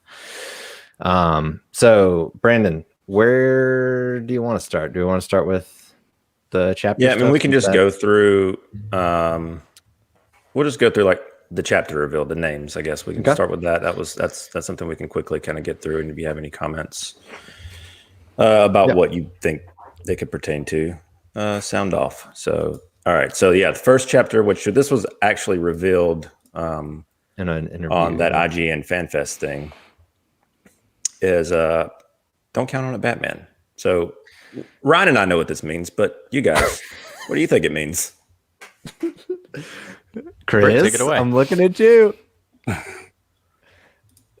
Nothing. Got any All right. ideas? Let us tell Gentlemen? you. Let us tell you what it means. Yeah, I'd So- love you guys to this is- learn me something. This means multiple things because they always do with Snyder stuff. But we Yeah. think this line is from Arthur to Bruce when he's recruiting, trying to, he's looking Correct. for the Aquaman. It sounds like recruiting the new members of the league is not going to be as easy as anticipated or hoped for Bruce. Oh, there he is. Britt's like, got it. There we go. I got it. Took a minute, but And we then got a hater. Tyler's hating already in the chat. Oh, Tyler, jeez. get out! Just kidding. You can stick around. It's fine. Tyler has left the stream. But yeah, so that's the first one, and we know from Fabian Wagner that the movie starts in that like Iceland or whatever the section of the movie is, where he's Bruce is on horseback looking for Arthur. Got an awesome coat on. Dude. Right. Yep. Got the Tauntaun coat on. I mean, all of Bruce's wardrobe. You know it. It's great. Okay. Part 2. The Age of Heroes. So we assume this is going to be like part of the kind of history lesson. For those that don't know what that is, that's just like Diana thought it was gone. thought what was gone. The Age of Heroes. The Age of Heroes. Yeah. I like that call. That's a good little call back there. Look at you. Look at it. Yeah, you're catching up, man. I Yeah, think we really got Chris kind of drinking the Kool-Aid right now. I know, it feels like it, doesn't it? I mean, you guys always say that I'm like Mr. Marvel, but I've said that like BVS was one of my favorite movies, maybe my favorite comic book movie. I've been pretty excited for this. I loved Watchmen. Sure, Cool. you guys got me on the Kool-Aid, but I feel like I've been pretty excited and hyped for Hey, a while. Just not look, to your I'll level. take it however I can get it. I love it. Yeah. All right. I love it. We'll take it. Not hating, Chris. So, keep drinking it. This All right. this is where we will see Euxus, Yep. otherwise known as Dark Side Light. So you watch the theatrical cut. This sequence was cut down like very to a minimal, and it's featured Steppenwolf instead of Euxus. It's supposed Can we to pause be really quick? I want to get Can we- thoughts, just because I don't know them, on how he feels about BVS, theatrical, Justice League, and anticipation for this one. Yeah. Okay. Go ahead. all right. So here's the thing. I actually liked Zack Snyder stuff. So when it first came out, Superman and all that. I know there's a lot of people that didn't like the whole like he killed Zod, spoilers, whatever, many years ago. But I like that DC took a different approach than Marvel. So Marvel started with this whole grounded, and by the time we started seeing Superman and things like that, Marvel had already started to get into this more, crazy outlook, right? We got into Guardians and things like that. So they started towards the comedy aspect. So I like that DC decided to do something different. And they started to say, hey, we can't, and there's aspects to this, but we can't necessarily compete with the exact same thing that they're doing. So I want to do it different. And, at this point, we've already seen Nolan's Batman do very well in a grounded aspect. So let's try to do that with these characters. Make it to be like they could exist in this world. And I like that. I like that you had Superman that came out that way. You had Batman versus Superman, which I thought was awesome, with a kind of look back of Bruce Wayne's view of when Zod and Superman were fighting. I thought that was awesome and a really cool way to cross the movies over. I had a lot of the same issues that a lot of other people had with just like the whole, your mom's name is Martha, my mom's name is Martha. Hey, okay, well, let's be friends Brandon's type getting thing. Brandon, chill out, But man. I mean, Breath. these are things that me and Brandon have That's a talked very about surface in the level past. thing to say, but go ahead. I agree. So, but overall, like I liked the universe they were building. I like I love the fact that they were doing exactly what Where it starts I twitching. say I like about Marvel, where they were taking screenshots essentially from comic pages, panels, and things like that. When you look at Batman versus Superman, I really enjoyed that part of it. Sure. You know, there's definitely some pieces that I maybe didn't like in each movie, but I think the overall style of those two movies I thought were done pretty well. When they got to Justice League, as we know, this is kind of where, well, I guess we had Wonder Woman first, right? Wonder Woman, not necessarily Zack Snyder, but in the universe. I think they did pretty well with Wonder Woman's story there.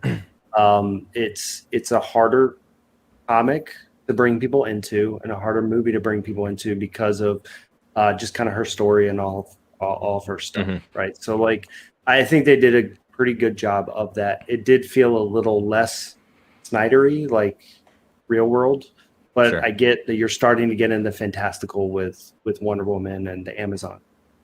So then when you got into Justice League, I know that a lot of this just came from switching directors, right? They had the same issue with Suicide Squad and some other stuff where you felt like you had two movies put together. Right. So I'm looking forward to Zack Snyder's cut to see if he got to finish his vision. And I know this isn't his full vision, right? Like he had more movies and all that planned. But I'm Stop with hoping the Marvel that we get stuff, to, man. Jeez. I'm hoping we get to see more to it, because the thing that I did not like about some of the other stuff in Batman versus Superman and Justice League was there was also a lot of these flashbacks that Batman was having and things like that where it made no sense, but I get it. They're in the reverse side of what Marvel was doing. Marvel had essentially, multiple years to set up the Avengers, 10 years to set up Thanos in this whole Infinity War. And you're on the DC side going, and this is what their executives are saying is like, how do we get there quicker? Like, how can we do this in 1 year and get them together? And so the way they looked at it is, okay, we need to get them together quick, and then we need to start hinting at what does our next 5 years look like. And we had to come together right now. So, yeah. So they had to play the song, get together, Yeah. and do it. I will say Zach, he wasn't intending to necessarily set up an entire set up the Marvel version of DC. Like from the get-go, he had a fixed storyline that he wanted to tell, a 5-movie arc. And if he but he also kind of played ball and he set up things that they could kind of take on what other movies, directors could take it, do their own spin, that kind of thing. Right. And I think with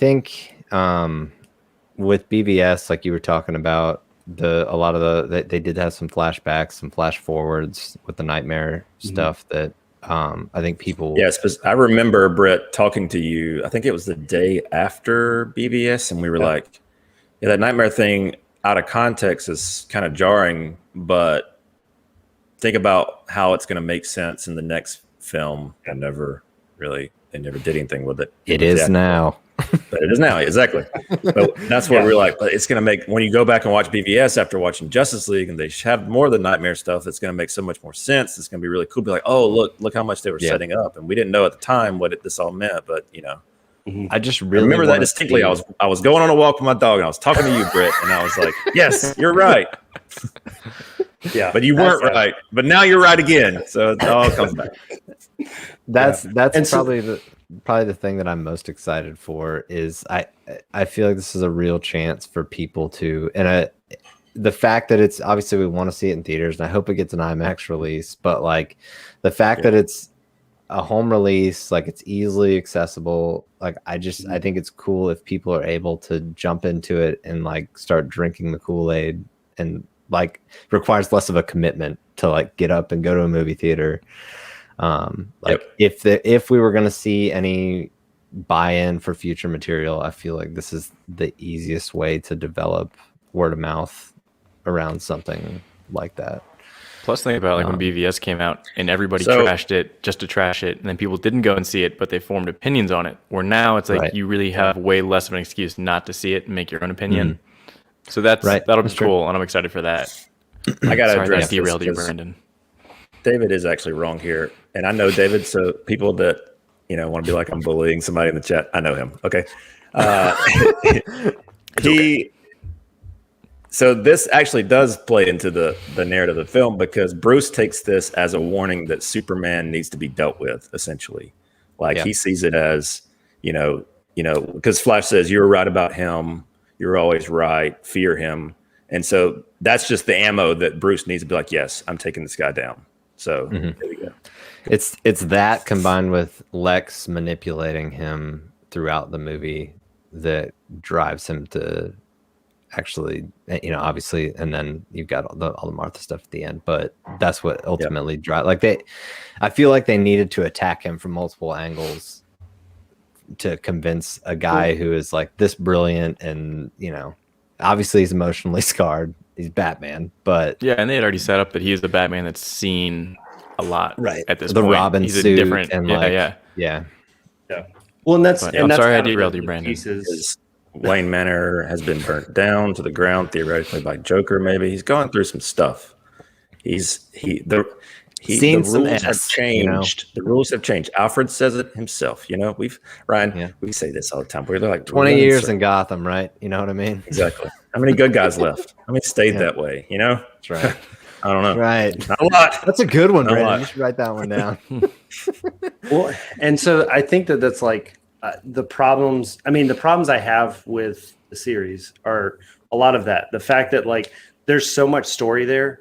And I was at the time, again, we are getting the Snyder Cut, but at the time, my whole problem, I was always like, well, we'll know later. And so I had to continue to give DC this grace of, they're in reverse of what Marvel's doing. So 2 movies from now, we're going to get that whole Robin story. We're going to get this, what are these flashbacks that, the Flash is doing, whether that's Flashpoint or whatever, right? There's all these things that we were seeing. And I think when me and Brandon talked, about a lot of this, that's what I kept running into is I have problems with this movie, but I think it's pretty good. And I think that it'll get better with time as we add to this storyline and we keep adding these Lego pieces to give me the full picture. It's a now, movie Britt, that you also have not seen the Ultimate Edition, correct? What? Is that what we discovered last week? I actually went back and I did see the Ultimate Edition. I was making sure, but I did see the Ultimate Edition. We're good. Okay. Gotcha. Good deal. Okay. Whew. Thought we'd have to kick you off here. I wasn't sure, but okay. I did see that one. All right, so we kind of got Chapter Britt's 2. rundown of where we were at chapter 2, but we're going to move on. To The next chapter 3. one can't take a half hour, Brandon. Yeah. Part 3: beloved mother, beloved son. Could be multiple things here. We could be talking about Obviously got Mother Box. Martha and Clark, as well as Cyborg, as Victor and his mom, and that probably go into how I guess probably the relationship between Victor, his dad, his mom. His dad's always working. Mother's supporting him at the football game. They end up getting a car wreck. That kind of thing. That's a big on part of Flash. this. Yeah, Barry's that's a big mom part of this. being Well, killed. that is true too. Yeah, good point. Maybe it's just all of them. We're just going to Could go be. through all how of did They them. your all mom die? They all the got mother box. parent issues. Yeah. They're just standing in a circle. How'd your mom die? Oh yeah, Yeah. we had this going on. Exactly. You should form a league or like a support group or something for that. Yeah, Diana doesn't know her dad. and I mean talking about Arthur. how stuff that could really hook people to want more of this storyline. It's been it's widely reported that Cyborg stuff it essentially just got ripped out of the movie entirely. Yeah. I mean, Zach himself says that he's the heart of the movie. I feel like he's a character, and just from the stuff we've seen in the trailer, man, it looks super emotional. So Yeah. it'll be cool to see. And that's what's going to be fascinating about watching this movie too, is after you watch it, going back and watching the theatrical and just how how did this happen? Like how did this thing get chopped up so badly? Like that's going to be a narrative out there for sure. I think a lot of executives are going to have egg on their face, or I hope that at least. So Yeah, agreed. Part 4, Change Machine. Yep. Assuming this is when they bring Soups back, right? So we're thinking. Change machines, isn't that what Silas calls the mother boxes? Could be wrong. Yeah, I was thinking about that scene that we see where he's kind of. But the mother box is what brings Soups back. So Yeah, true. Yeah. True. yeah, I mean, most of this stuff typically has dual meaning. But yeah, any thoughts on that? I mean, that's all I got for it. But we don't have to spend a lot of time on this. I've got a article here talking about the change machine. Tyler refers to the mother box and presumably Cyborg's backstory finally being explained in detail. This is also likely the part where Eleanor's death will be seen as a part of Cyborg's focus. So we'll see. Yeah, and we got that teaser we saw like last year with the single tear, right? Oh, dude, that shot is so awesome. Mm-hmm. Yeah. Oh, When he's like stumbling, supposedly. Yeah. But just the way the light hits the tear as it's falling. Like, Zach saw it in the monitor and he's like, that's the one. That's it. Yep. I mean, I imagine it's a digital tear. I'm not going to give Or they go to that an much arcade. credit to roll a single that's tear. True. It could be that. But, yeah. Either way. Part 5, all the king's horses. And all the king's men couldn't put Humpty back together again. Thanks, Brandon. That was All right, lovely. chapter 6. Yeah. We think Any thoughts on this?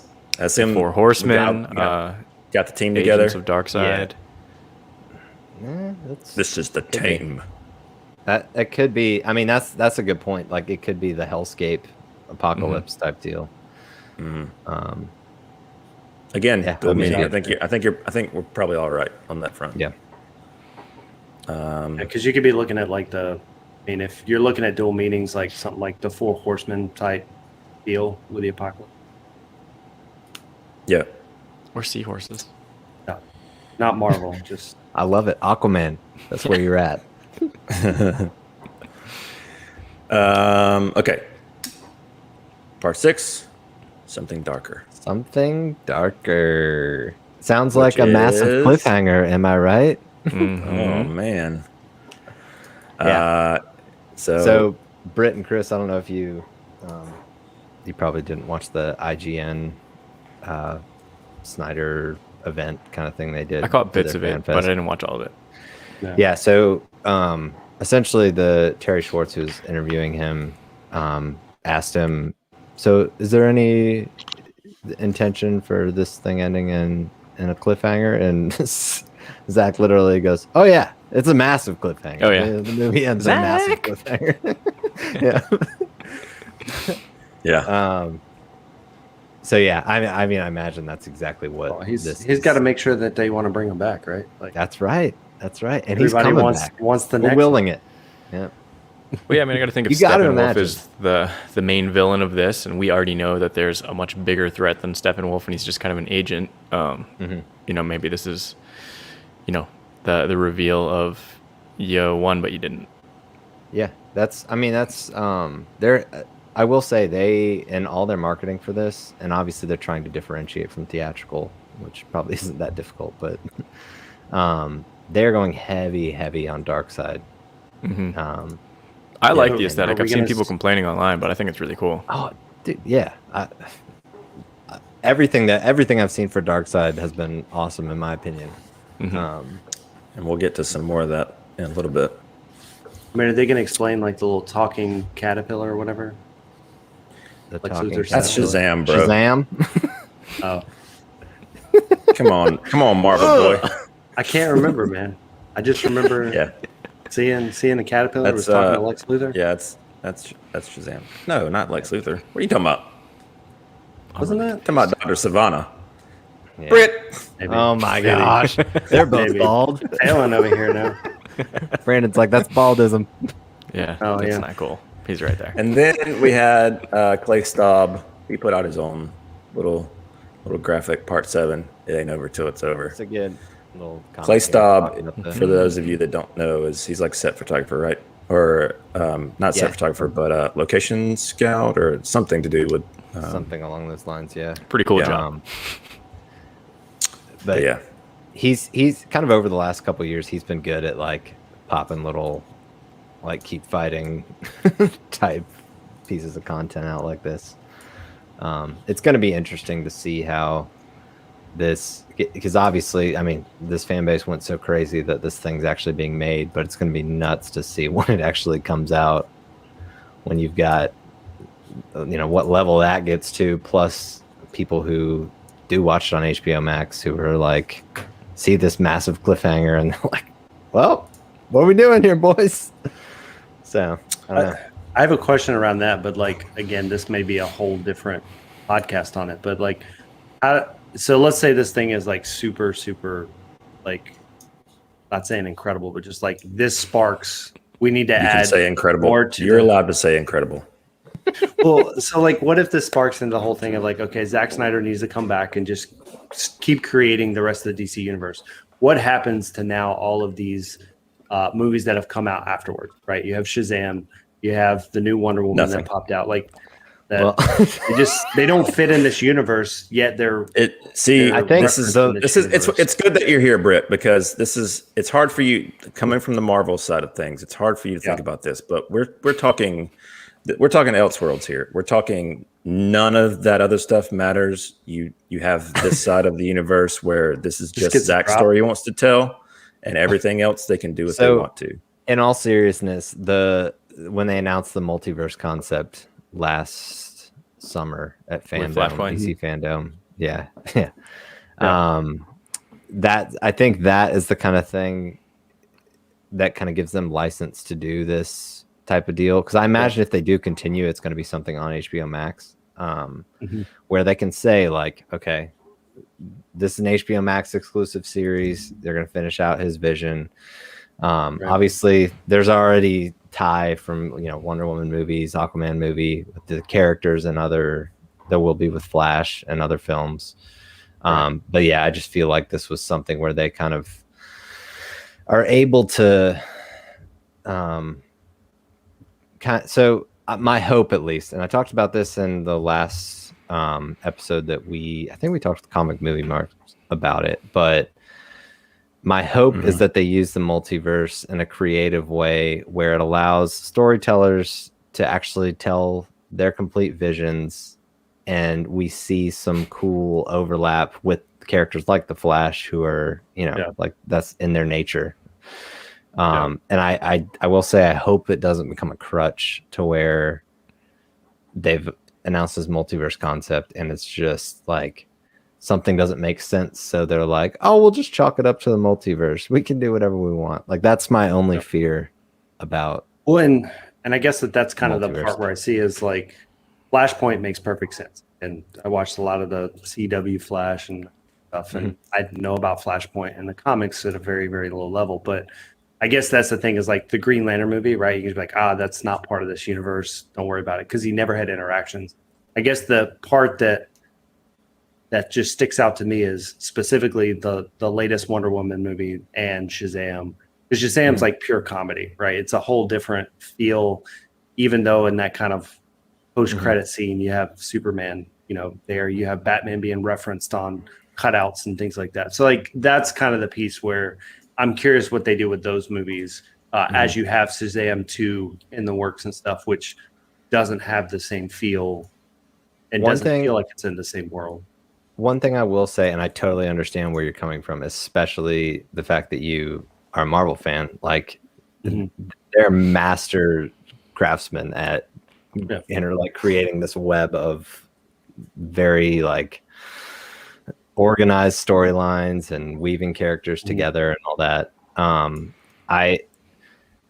I hope that we get to the point with, I don't know if you've watched any of the DC animated stuff in the past. I've seen a handful. Yeah. So yeah, like in the past 10 years. So they do things where like you'll see it's very comic book ish in that you'll see people voice actors, some same voice actors playing the same character in different animation styles. A movie that's like Apocalypse War, which is like rated R, super brutal, and then more like kid friendly ish type deal. Like that's kind of where I hope they get to the point with these DC movies, but I think it's going to require a lot of education just because Marvel has done what they've done and people expect like this very linear. I mean, what's up, Brandon? Go yeah, ahead. I mean, I always have like, so is this Batman? Is this the one with the Heath Ledger Jokers? Like talking about Affleck, you know, people like general audiences just don't. Yeah, they don't, you know, dig into this stuff as much as people like us do. So, and also, like Ryan was saying, there is kind of a Marvel kind of ruined a lot of people in terms, and I say ruined, I mean it loosely, like expecting all these things to be connected. Yeah, no, a lot of them are, and a lot of them aren't. And so it's like Joker, like, you know, the Joaquin Phoenix Joker movie came out. A lot of people were like, oh, so is this, how is this connected to the Batman movies? And like, no, it's just its own thing. Yeah. And I love what Marvel does, and I just hope that DC can differentiate itself in this regard and do something that's like Marvel's basically created its own genre. I mean, essentially, like I would like to see DC kind of do something more like flexible, comic based, and I don't know, allow like be more focused on like singular storylines, and I don't know, so just less like working its way up to the big bad kind of deal. And I agree with you on that. Like Marvel definitely, when they created this universe, it created this whole everything has to connect mentality. And I feel like, I mean, look at every studio where they were trying to do that. You had, you know, like, all these different. Well, that you've got the Universal Monsters universe tried to do it. I mean, John Wick's got his own. You know, they have all these different continuity, like TV shows, and so yeah, Fast and Furious, they have their spin-off stuff that they're doing. It's like everybody's trying to do this like multiverse, or not multiverse, but connected universe. But it's just more. It's just one of those. Like again, I'm curious to see how it's going to play out. I think that this will be the first test of it because we're going to see Jared Leto's Joker, right? Like he looks different, but it's the same actor. So, you know, it'll be interesting to see how they handle that, which may have an answer to how they're going to try to handle some of this stuff potentially in the future, like the last Wonder Woman movie. I was just curious from your guys' point of view. And to answer that question a little, like we had no expectations to get an invite. Like we haven't been doing this long. You guys think we're very new to this? I mean, we've been in this community on the DL, like, you know, on our personal Twitter pages and stuff like that. But we're not upset that we didn't get one. We never expected to get one, and so. For Chris and Britt, a lot of people that are in the like Snyder community that, you know, blog or podcast, do live shows, YouTube, they got like invites to a special screening. It's like, oh, cool, nice, Chris. Yeah, I'm really happy for you. So it's I don't awesome, think I'm going to use it. Well deserved. I got it. Yeah, Chris just gonna send that to junk. Delete. Anyway, and we'll see what happens. Is there anything else about that? Or we had to move on to like the. You're good. You're good. Okay. Cool. All right. So then, I guess it was earlier last week. They dropped a few full posters, 2 of them actually. And this is the best one because it's got Superman's accurate suit. Look, I love, and then you guys know how you've got your I am black issues about this movie, but I have some serious gripes about these posters. Yeah. You want to go ahead and air that out? For one, how do you get to the how does this poster get released without putting Ben Affleck's eye black on his eyes? I don't know if we can see that. Yeah. Scroll over. There you go. You can see. Yeah, I mean, you can't. It's a little grainy, but yeah, he doesn't have his eye black.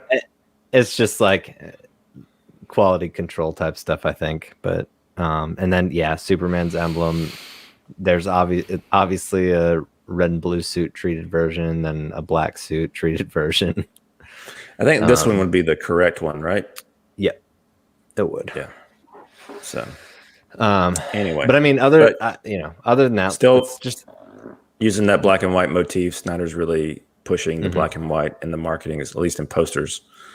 And for those that don't know, there is a black and white version that will be released called the Justice's Gray version. Yep. It's supposed to be on HBO Max, and I assume physical release whenever that happens as well. I don't know if the black and gray version or the Justice's Gray version will be from the get-go. I doubt it will. I think they'll push the color version first, and then maybe I don't know if you watched the Film Junkie Ray Porter Zack Snyder combo, but he was talking about Zack was talking about the Justice's Gray version. He was saying that it's really awesome because it's the first time that he's really seen like the power of HDR. So it'd be interesting to see how they how that turns out. That could be interesting if it's not just I'm just going to grayscale everything. Like if you think of like since they're definitely be really cool. Putting effort into it for sure. It's color corrected with like from the ground up black and white. And the reason is so Snyder lived with a black and white version for years. Yeah. His cut of the film, because it's the black and white is an easier intermediate for directors to work with before they move to color, because you don't have to worry about like it's a lot of like special effects processing, that kind of thing. It's just quicker to output all this stuff in black and white and work from that to get it where, and then they kind of output it to color after they've kind of got their cut assembled. And this was so to give a little backstory too, when he left the project, he actually just took his laptop with him home, and he's like, I've got my unfinished cut on here, so something that I'll have to show folks if they come over to the house or whatever. I think he said something along those lines. But and so everything that he would put out on social, like to kind of rally the troops over the last few years, everything was black and white because that's what he had. That's what it was. Yeah, it wasn't like he was like putting like bumping down the saturation and putting it on Vero. It was like, this is what it looks like because that's what he had. Yeah, that's what he worked with. But anyway, all right. So we got that poster, and then we started doing the character teases. Yeah, that's good. Just zoom in so you can't see his eyes. Then it looks great. That's fine. Yep. How's that, Ryan? Just angle him into like trash blowing in the way. Yeah. So first day, I don't remember, what was it, Wednesday? Let's count backwards. Wednesday. Flash was today. Had 4. Aquaman, Superman. So Thursday, maybe? Thursday. Okay. Yeah. Thursday, start off as Batman Day, my favorite day. So start off with a little bats. We'll do the trailer at the end. Let's do just we'll just go through these posters first. Yeah. So had some little like character teases. Yeah. Just different shots. Was it Supergirl right there, guys? It could be. No. Yeah. That's a good looking leg. It is. We'll see. As Brandon says, that no trash looks in the like way. A lady's leg. Looks like a lady's leg to me. So we got Bruce, Batman GIF. And then there's a little, I don't know, this audio is going to come blaring, so bear with me.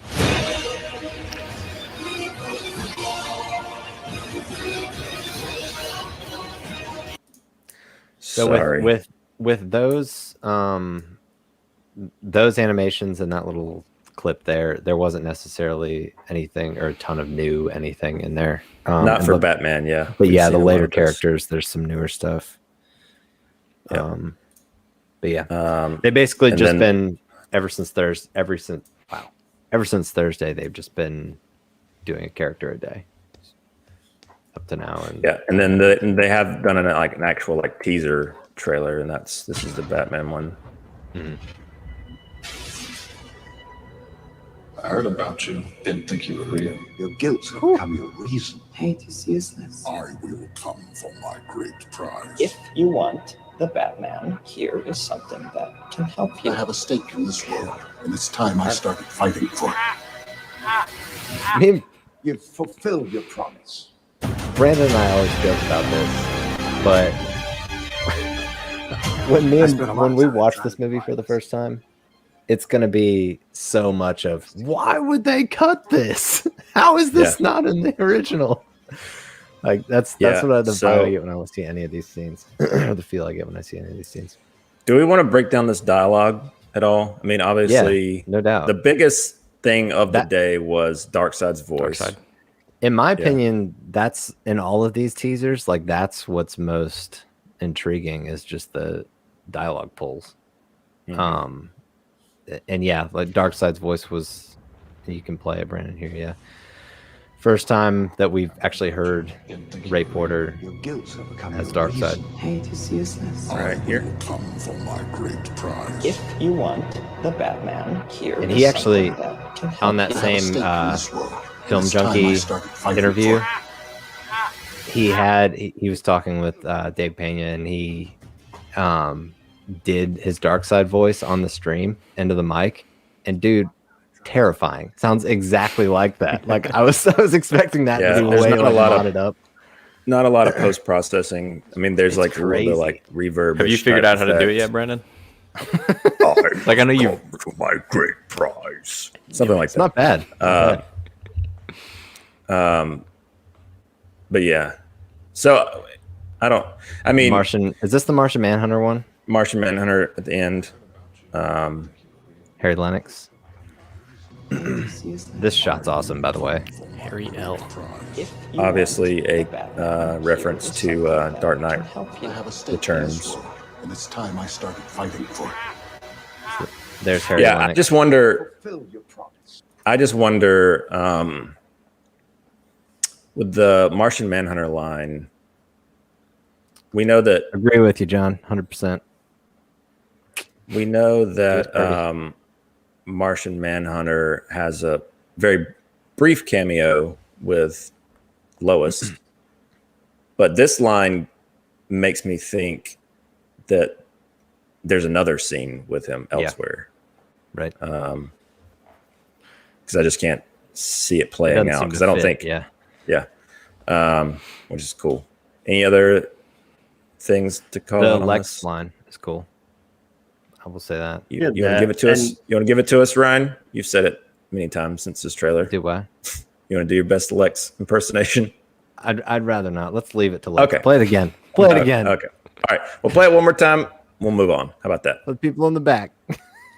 I'll do it full volume. Well, not full. We'll give it a little bit of.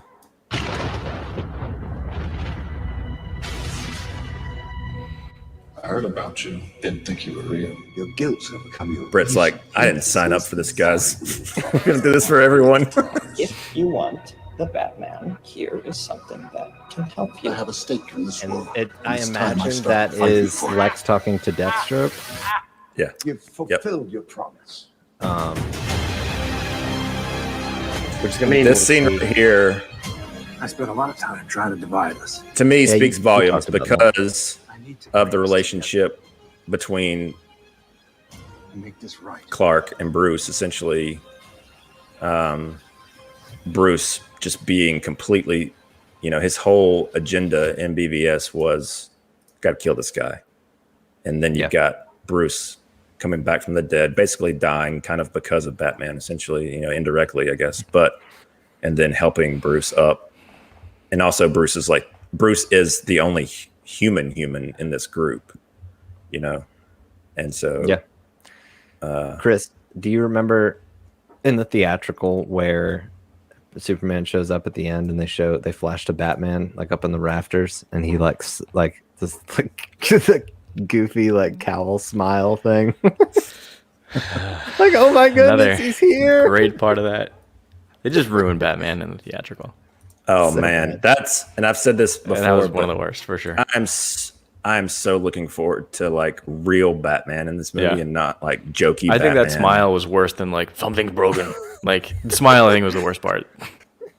That's so bad. I think So the other thing that kind of stood out is also just the Joker laugh. I mean, I know we've already got spoiled that he's in the movie from the other trailers, but right. again, it just harkens back to, Jared Leto being in this, and it'll be interesting to see if it's just that one little scene, if we see it a couple different times, like what kind of role he actually plays into the There's a lot of people speculating that he could be kind of the linchpin to future Snyder DC stuff or future Batman, Ben Affleck Batman material. Him coming off of The Little Things, the success of The Little Things, and honestly being in the hands of a director like Zack Snyder and like letting in a film that is letting his vision kind of guide the entire premise. Like, I don't know. It'd be cool to see his iteration in the hands of Zack Snyder. I think be very different from what we got in many ways. Yeah, he's also just got a lot of pull in Hollywood. So, true. I think that's the big thing. Agreed. All right, so the next character. Your head at Soups. Who's that? Okay. You want to hear my massive gripe about this poster? I mean, it is very glaring. Immediately, like, they didn't use the S emblem from his suit. These movies. They picked like it's not an S. They picked, that's true. They didn't use the right Hope emblem. Yeah. This seems to be the Donner emblem. Why? I don't get this. And I joked with Ryan. I was like, Jeff Johns and Toby Emmerich must have like called up the graphic designer. Was like, hey, you got to put this in there. They must have some dirt on him or something. Yeah. All the other posters have been their movie specific, emblems, and this one just, I don't know, Google imaged the wrong thing or something. I don't know. Maybe I'm not as well educated or familiar as you guys, but I feel like in all the films so far, we see a lot more texture and almost like toughness to the suit. In this one, with like the contrast so extreme, it just makes it look very like spandexy, different than the old school Batman. Yeah, for sure. The old school. And a lot of that goes back to the fact that they had to shoot everything in the blue suit and then go back in, and they made adjustments to the suit. Zach made adjustments to the suit, like the silver like plating, a little and underlay. Stuff, so that they could go back and post and change to black, and it would do what he wanted. But good, Brandon. Yeah, so I mean, it seemed like that his intention, similarly the way he put out BVS Ultimate Edition, I imagine his intention was like, okay, maybe if I don't get to do it theatrical, maybe I'll be able to put like a black suit edition on home video. That's like, okay, this was what I more in line with what I intended. Yeah, the mullet. I agree. Would have been cool. So anyway, and then you've also got your little character. Which this is interesting Teasers. because he's going to have the black suit in this movie. Like, he's not going to go back to the red and blue suit in this movie. Now, so do we know that 100%? That do I? I know what you're saying is this shirt rip scene that was actually in the theatrical. And he has the blue and red suit. Sure. Do we think that he ends up getting like this? He's got like, now that everything's over, he gets back in that suit, or do we think he's still going to be in the black and silver suit? Zach said, and maybe it's a thing where it all goes back to like what was original with what he was trying to do. At one point he did say on Vero that he does not he's black suit throughout the entire movie. Like, he does not go back. Gotcha. So I'm fine either way. I know a lot of people. I think it actually would be kind of cool. It's like a traditional way to do the traditional shirt rip. Yeah. Which is, I feel like we've seen in every movie, so it could be a cool little twist on it. Indeed. Yeah, You and guys got we any got thoughts the about this stuff? No, what are you saying? And we got the no. I was gonna say the farm scene. I'm super excited about not seeing the itchy, yeah, the itchy scene. They like included that in like just one of those where they included the footage in a trailer that wasn't they didn't show in the movie, which was Yeah. oh gosh, killed me. Chris, Britt, Yo. got anything? Anything jumps out at you with this stuff, Superman stuff?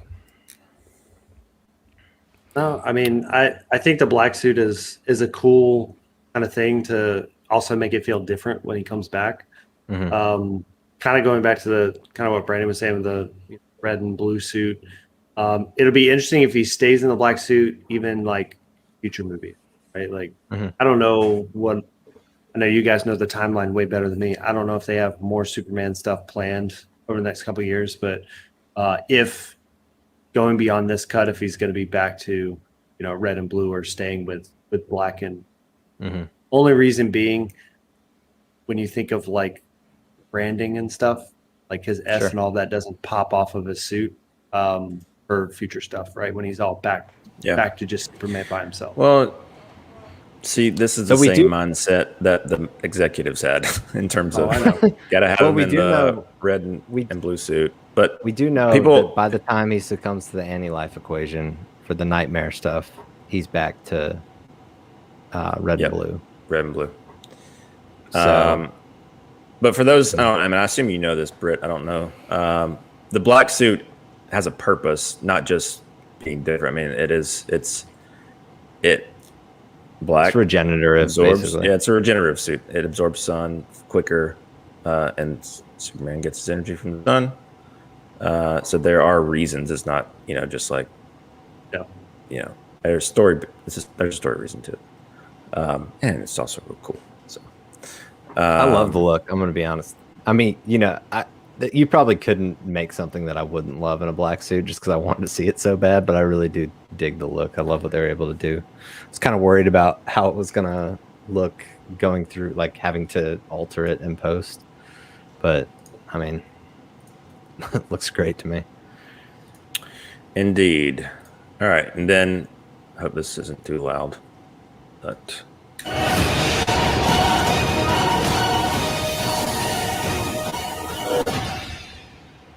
Whew. anything you want to call Front out? kick. Little I just like how much more Superman. impactful it was in energy. Whereas, I mean, the theatrical version is just like, I'm gonna hit you now, and nobody else matters. Believe in I truth. still Here I bothering am. you. Whereas this, like, there's a whole lot of impact to it, and energy, and motion, and yeah. Even I mean, this shot here in definitely Heroes a breath, Park, breath of fresh air. Yeah. like he's more like terrifying than Well, well, you've got, I assume, soldiers shooting at him. right. Or is this something Cyborg's doing? I can't exactly tell. But we know, I think we know that there is should probably a move. soldier element to this fight that was lost in theatrical. And then, there's your drop kick. Boom. Oh man. I think that this, like, especially black suit and all, like, I think he does look he does look way more menacing in the fact that, like, I mean, there's a lot of people that don't like Superman in the fact that he just has this issue to where anything that you should have in a superhero he has, right? Like he's essentially a godlike character in the DC universe. So it's kind of one of those things like, why do you need the Justice League when you have Superman? And so, like, I like that they're bringing him in, and he does look as powerful as he should look in this scene. So it'll be interesting to see when that comes into the movie. Also, and if I feel like feels out. there's going to be kind of branching off what you're saying. Like, I feel like there's going to be like an anger to his character that we didn't see in the theatrical, where he just like, I don't know, he like comes back and he's just kind of like, whoa, like, oh, I'm back alive. And I guess I should go help the guys.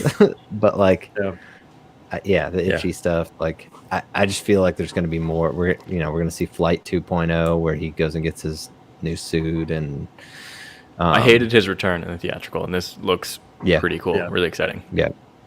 It's like he Agreed. comes But back. you didn't and wants like to fight I for- Believe in for a minute. Truth.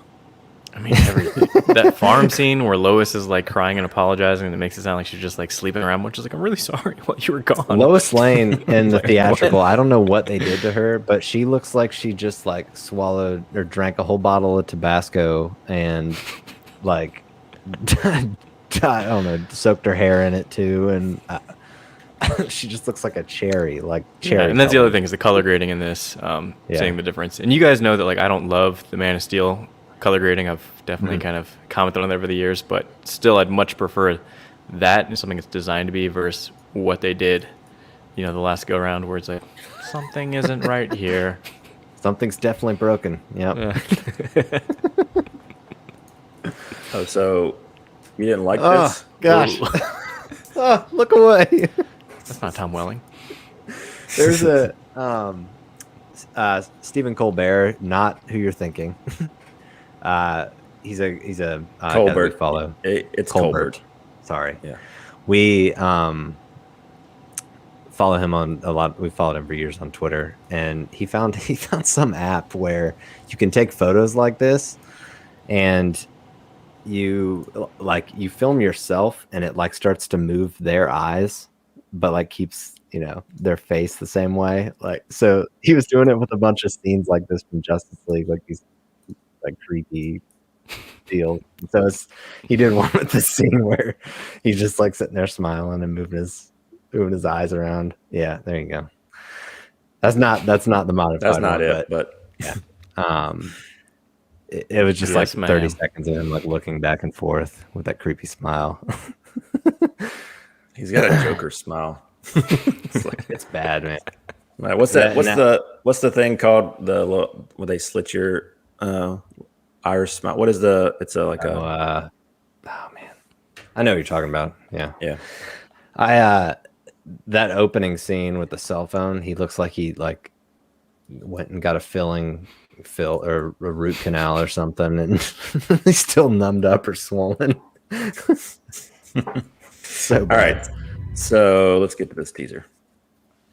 I will back it up. Ooh, buddy. The whole world is mourning, grieving over a symbol. Let's hope you're not too late. I'm going to pause it for a second. This Break it down. right here. Mm-hmm. Female form.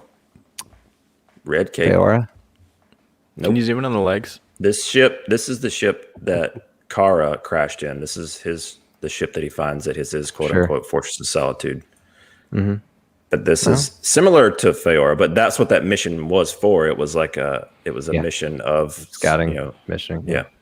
And so if you read that comic, but yeah, Kind of like the Saiyans. this is likely Kara's I get you, Chris. suit. Move on. And then you can see that like foraging, like that you see. What's hilarious inside. is they released after the theatrical, they released this as a deleted scene where he walks down this hallway and play a little bit further, Brandon, where you can see It's time. I made a promise on his grave. so you see the classic suit spin in there on the left. They released the clip. He walks down the hallway and the suit that he looks at there is the black suit. And then but they cut out all the other suits. So this is technically a deleted scene within a deleted scene. So we got an Inception thing going on here. Indeed. Do we want to rewind it so we can hear the voiceover? Let's do it. The whole world is mourning, grieving over a symbol. Let's hope you're not too late. It's like they were afraid of him. Fly, son. It's time. I made a promise Chills. on his grave. Will join me. What do you have to lose? No, us without him. We do this together. You will help them accomplish wonders.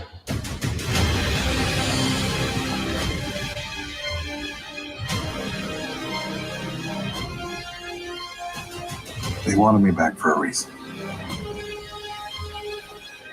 I need to find out why.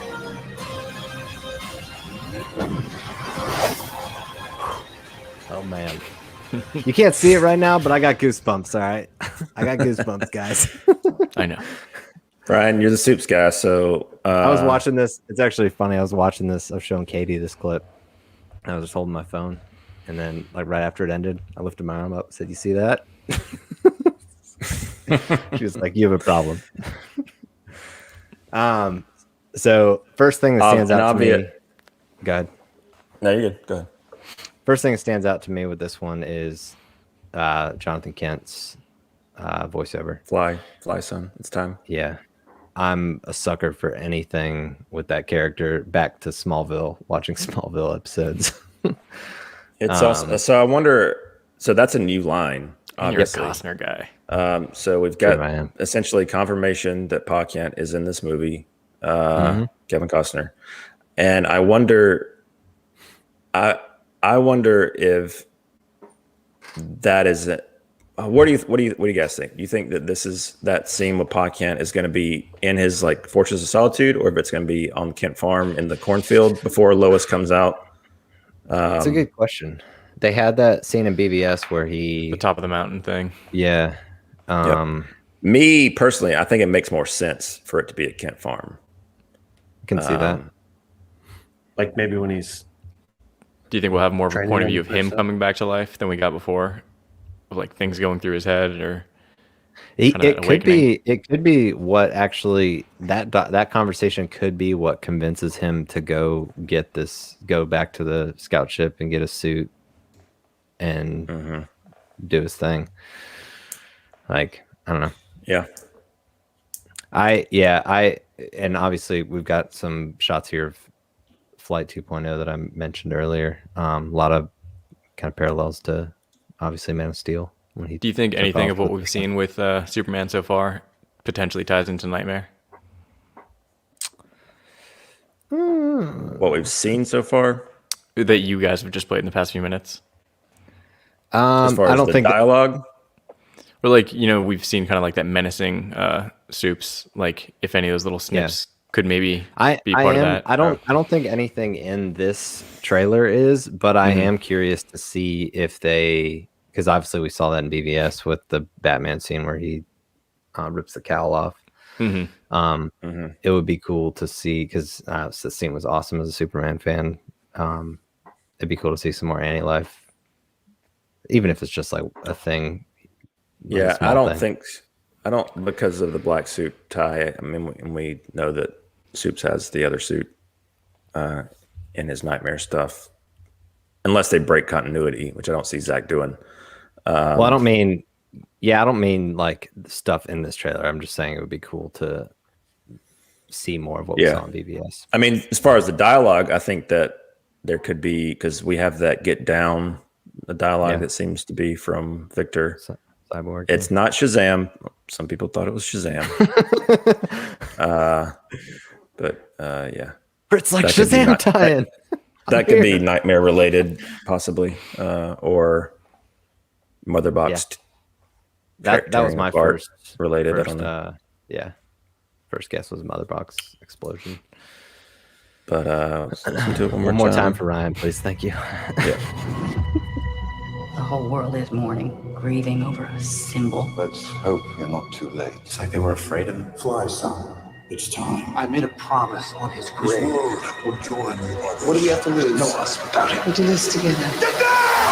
So that sounds like Steppenwolf to me. Right? Which one? This world will join the others. Mm-hmm. Yeah, that's what I assumed it was. Who do you think what have you got to lose dialogue? Is that Barry or? That's a good question. I'm not sure. Got any guesses? Chris is like Flash. Yep, it's Flash. Yeah. Britt was like, I thought it was Shazam too. Sorry. Same here. To be honest, without doing the multiple views that I'm sure you guys have done, it's hard for me to like really take everything out, because they just kind of like keep rolling into each other. Yeah. Oh, we don't. You don't say. This is the first time we've watched this. Never mind. Yeah. Okay. Never seen it before. We don't over obsess about this. What are you saying? I'd have to go back and watch the other spend movies time with your like wives 6 more times. Yeah. Pick up on all the you should. voices. You should do that. I mean, telling you, we do need to do Man of Steel and BVS review. for the sake of the channel. We'll do it. We'll do it. All right. Anything else I won't on make you guys Superman? watch it again. We can go to the next one. Okay, next one. The Aquaman. Aquaman. Yeah. Feels like a bet. I mean, all these things are, Aquaman, Mother's Trident, stuff we've seen before. It's not like it's completely new, but they obviously within the same aesthetic as all the other posters. Yep. And you have got these guys. Hey, right this looked like the here. puzzle that was on the internet. You guys know what I'm talking about? It does look know what you're similar, talking about. doesn't it? Huh. It does look similar to that scene. That scene is going to be cool, I think, especially after seeing. I mean, it wouldn't have happened without you guys. Yeah, It wouldn't. It's true. I know. I know. The Volca. Well, I won't. We'll watch the trailer before we talk about that, or teaser trailer. But yeah, these are some more gifts. Super dig the axe. I remember that on the axe. That little quick clip of him getting the trident right there when Bruce Batman throws him the trident. I remember that being like one of the first initial teases. It wasn't in the theatrical, but I remember from way back. Feels like we've been in a coma for like 4 years, and now we're like, yeah, this movie's coming out now. Good. Finally. Will you guys give a quick explanation on that puzzle that I mentioned? Not everybody knows. You guys are important. So they've been doing a bunch of kind of marketing activation, fan-driven marketing. Yeah. They've done a couple where like they'll post a clip up and it'll be like find the mother box, and they just kind of like insert a frame of one of the mother boxes and you screenshot it and send it back to them, that kind of stuff. But one of them that they did was a like social media scavenger hunt type puzzle, and they sent 20 pieces of a image from the movie out to different folks on social media, and they would post them at different times of the day, and gradually people would find these posts, whether it's on Reddit or Instagram or Twitter or whatever, and just kind of, it's cool little ways to generate some activity and buzz around the movie. And one that they did on this shot here at the beginning where, or maybe it's the last GIF where they're he's underwater with Hulko. Hey, I gotta jump real quick, but I'll be right back. That's what this shot right here where he's underwater, that was one of the puzzles that they put up, I guess, last week at this point. Yeah, or maybe beginning of last week. Yeah. But yeah, I've been surprised at how kind of like they've been very proactive about doing this kind of like more marketing, like actual marketing campaign type stuff. Yeah, you guys were one of 20, right? That had a piece. Oh, you're too kind, right? Chris. Where was that posted? What was the handle? Chris, you're trying to puff us up here a little bit. Stroke our Whoa, egos. Subscriber rates just skyrocketed. Well, you just had one of your voices here just left, so I gotta pump you guys back up. He's like, I can't do this anymore. I'm gonna go take a nap and I'll be back. All of a sudden, yeah. I'm gonna go comb my beard. Brandon, you have anything you want to add on these animations, or? Nope, I don't think so. I think we can go on to the next little thing. Okay.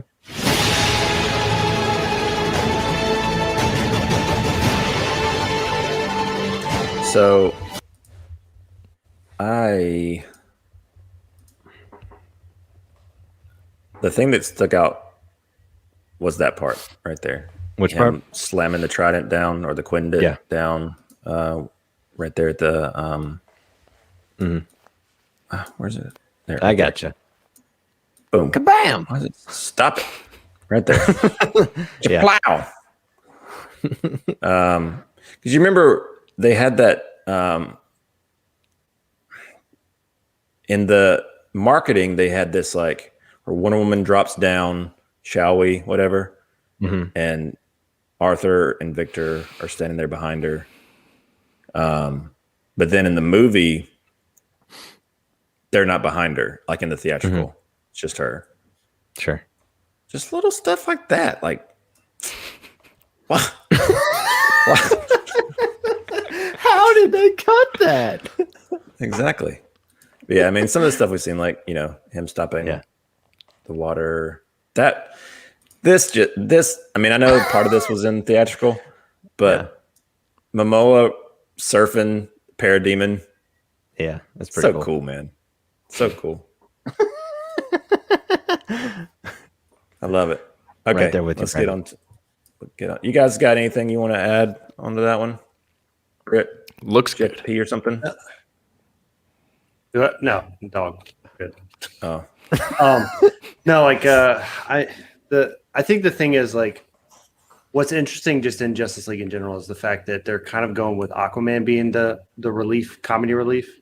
I mean, Flash still is, but like really in a lot of your series and stuff, like Aquaman really wasn't the comedy. But no, I like Jason Momoa as Aquaman. I like all the stuff and even the original stuff that was there. So looking forward to see what they've kind of added to that.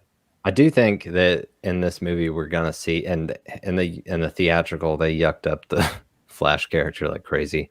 I think we're gonna see that disappear, and I think we are gonna see the more dry, like Momoa type humor of Aquaman come out, and it won't be as like, you know, talking about brunch and whatever else, snack holes. What is that? You're gonna notice that we keep saying, in the theatrical they yucked up insert name of character here. But it's true. I mean, it's accurate. Yeah. All right, so here you go. You can't turn your back on the world forever. Above or below. Thousands of years since our people spoke. The firstborn, beloved queen of land. I need warriors. You can't escape. The time has come. Take up your mother's trident. This is a bad idea. Fighting the devil and his army. You know.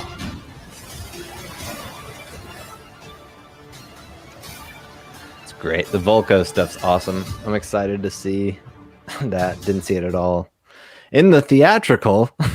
Do you think this scene they'll switch it to where he takes a swig of Snyder's bourbon and throws it? They totally should. Yeah. That'd be great.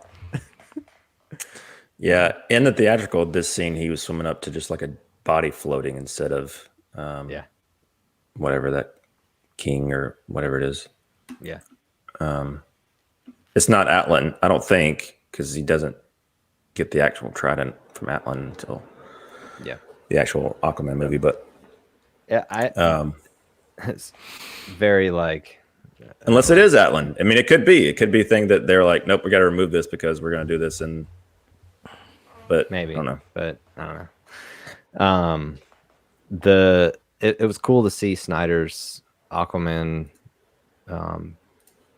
emblem there at the end in the at the title card. You know, we obviously I think one it thing was done by one of Lex's graphic designers, actually. Cool. Yeah. Cool. Yeah.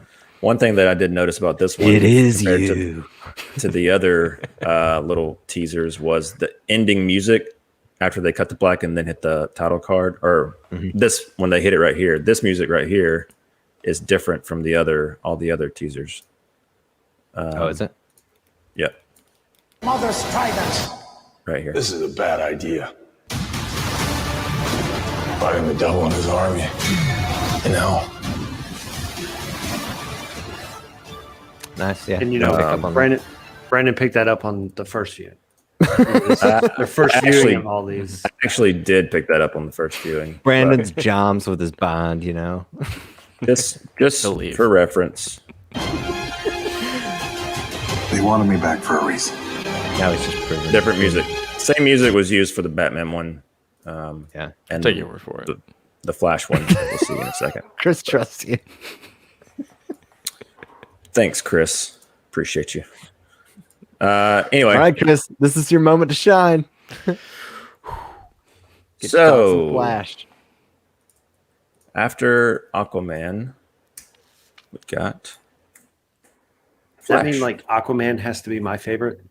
If I'm going to be on this like future, Do There you go. Is it true? we got Batman, Superman. Yeah, that's Last true. year. You could be. I don't You know. could be Maybe Wonder maybe Woman. it's Wonder Woman. I don't Yeah. know. Yeah. Be Wonder Woman. We'll revisit this. Cyborg. You know, Martian Manhunter, maybe Green Lantern. We'll see. Who knows? Don't have enough time. Yeah. Got 4 hours, Ryan. Got a little bit of time. Yeah. So yeah, Flash. You know, in keeping with the rest of this stuff, it's not much to talk about. Besides, I mean, it does look like it's on brand. They used the right logos this time. That's good. I thought that was an S for Shazam behind. Yeah. You guys, Britt really wants Shazam in this movie. Shazam! The takeaway from this one Puppies is him with the puppies. Yeah. And then maybe something with Iris there. Like maybe she works. Yeah, there. I think so. Now the takeaway with this one, actually, no, it's the next one. It's the video. Do you think when he lands on this we should platform? ask Chris. What are you feeling? You like these? Yeah, what you feeling, Chris? Flash guy. I'm a big Flash guy. I mean, the first one's a little boring. He's smiling awkwardly and he's with puppies, and then you see him, talking to his dad. But, one of the things I've always really liked about the Flash character, which I hope they go into, is he's always kind of treated as like this annoying, trying to be funny, like a little bit of comic relief kind of character, but it gets called out in, different mediums of like, he's almost, he's like a hurt hero hiding behind the mask of a jester in a lot of ways. He's like kind of putting on the act of like, oh, I'm goofy and I don't care. Yeah.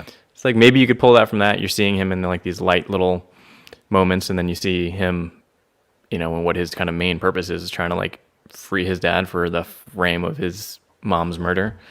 Yeah. So that's something I'd love to see them do with the Flash character, and maybe I'm really reaching to find something there. But I hope not. It'd be cool to see him get some justice on the screen. And, we've seen a lot of speedsters in live action at this point. And it's usually done, really, memorable and interesting ways, especially like Quicksilver that we saw in the X-Men movies. Mm-hmm. But, this is cool that we're seeing something that has a little bit more energy to it. We're not just seeing purely the slow-mo scene. We're seeing him just like take off, and there's force to it. It seems like there's something there. It's not just somebody like whizzing by, or them just in slow-mo, or everyone else in slow-mo. How he like actually impacts with the world. Yeah, the impact is pretty cool. We'll get to his little Iris scene in a minute, but I'll just wait until I say this. Okay, yeah, and then there was Speed Force.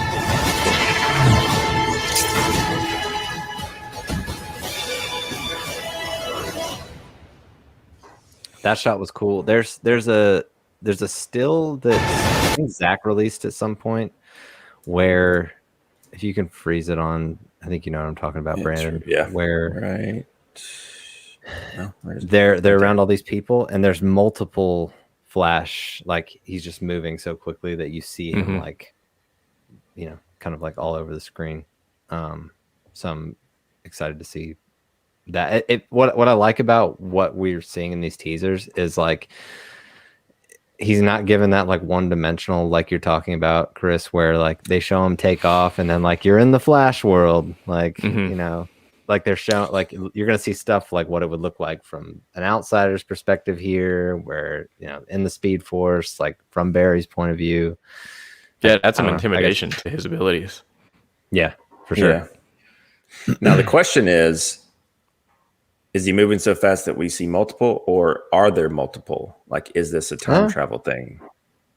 Who knows? We don't know. I mean, it could be either, but we're pretty positive that there is a time travel element in this movie. That possibly and you'll see that in the teaser. Loses. It's pretty much verbatim. Yeah. But yeah. Yeah. some cool stuff there. I would agree with Chris galloping. though, just in the fact that like it does feel different. So like we've seen, like you mentioned, we had the whole Flash or Quicksilver in Days of Future Past. We've had now we've had with WandaVision and the kids, we've had CW's Flash. Like I do like that this one feels different. It feels like its own. Especially with a lot of the lightning and everything coming off of them, where you wouldn't want to be ran into him from there, right? Like, so yeah, it's almost like, and I feel like it's kind of being hinted at, but like, there's almost like a fear of the danger of what he can do, like the damage that he can do. Which would be cool to see that side explored. Kind of a Hermes look in that slow-mo shot, which is cool with how God-oriented all the DC stuff is. Yeah. Also dig how they kind of treat, it's almost like he's like swimming through the air versus like just like. Yeah, I know a lot of people are indifferent about that, but I don't love his mechanics when they slow it down. You see that kind of like ice skating look, but it's different. It's cool. Well, his one foot almost looks like he has wings on the back of his. But when you bring up the Hermes, yeah, that's true. There, we know Zach did it on purpose. Duh. Probably everything's intentional. Yep. All right. I remember seeing that at that Comic-Con footage. Because I mean this. I'm putting together a team, people with special abilities. You can be whatever you want to be. I can't sit here and watch you run in place. You'll have to run faster than you've ever attempted.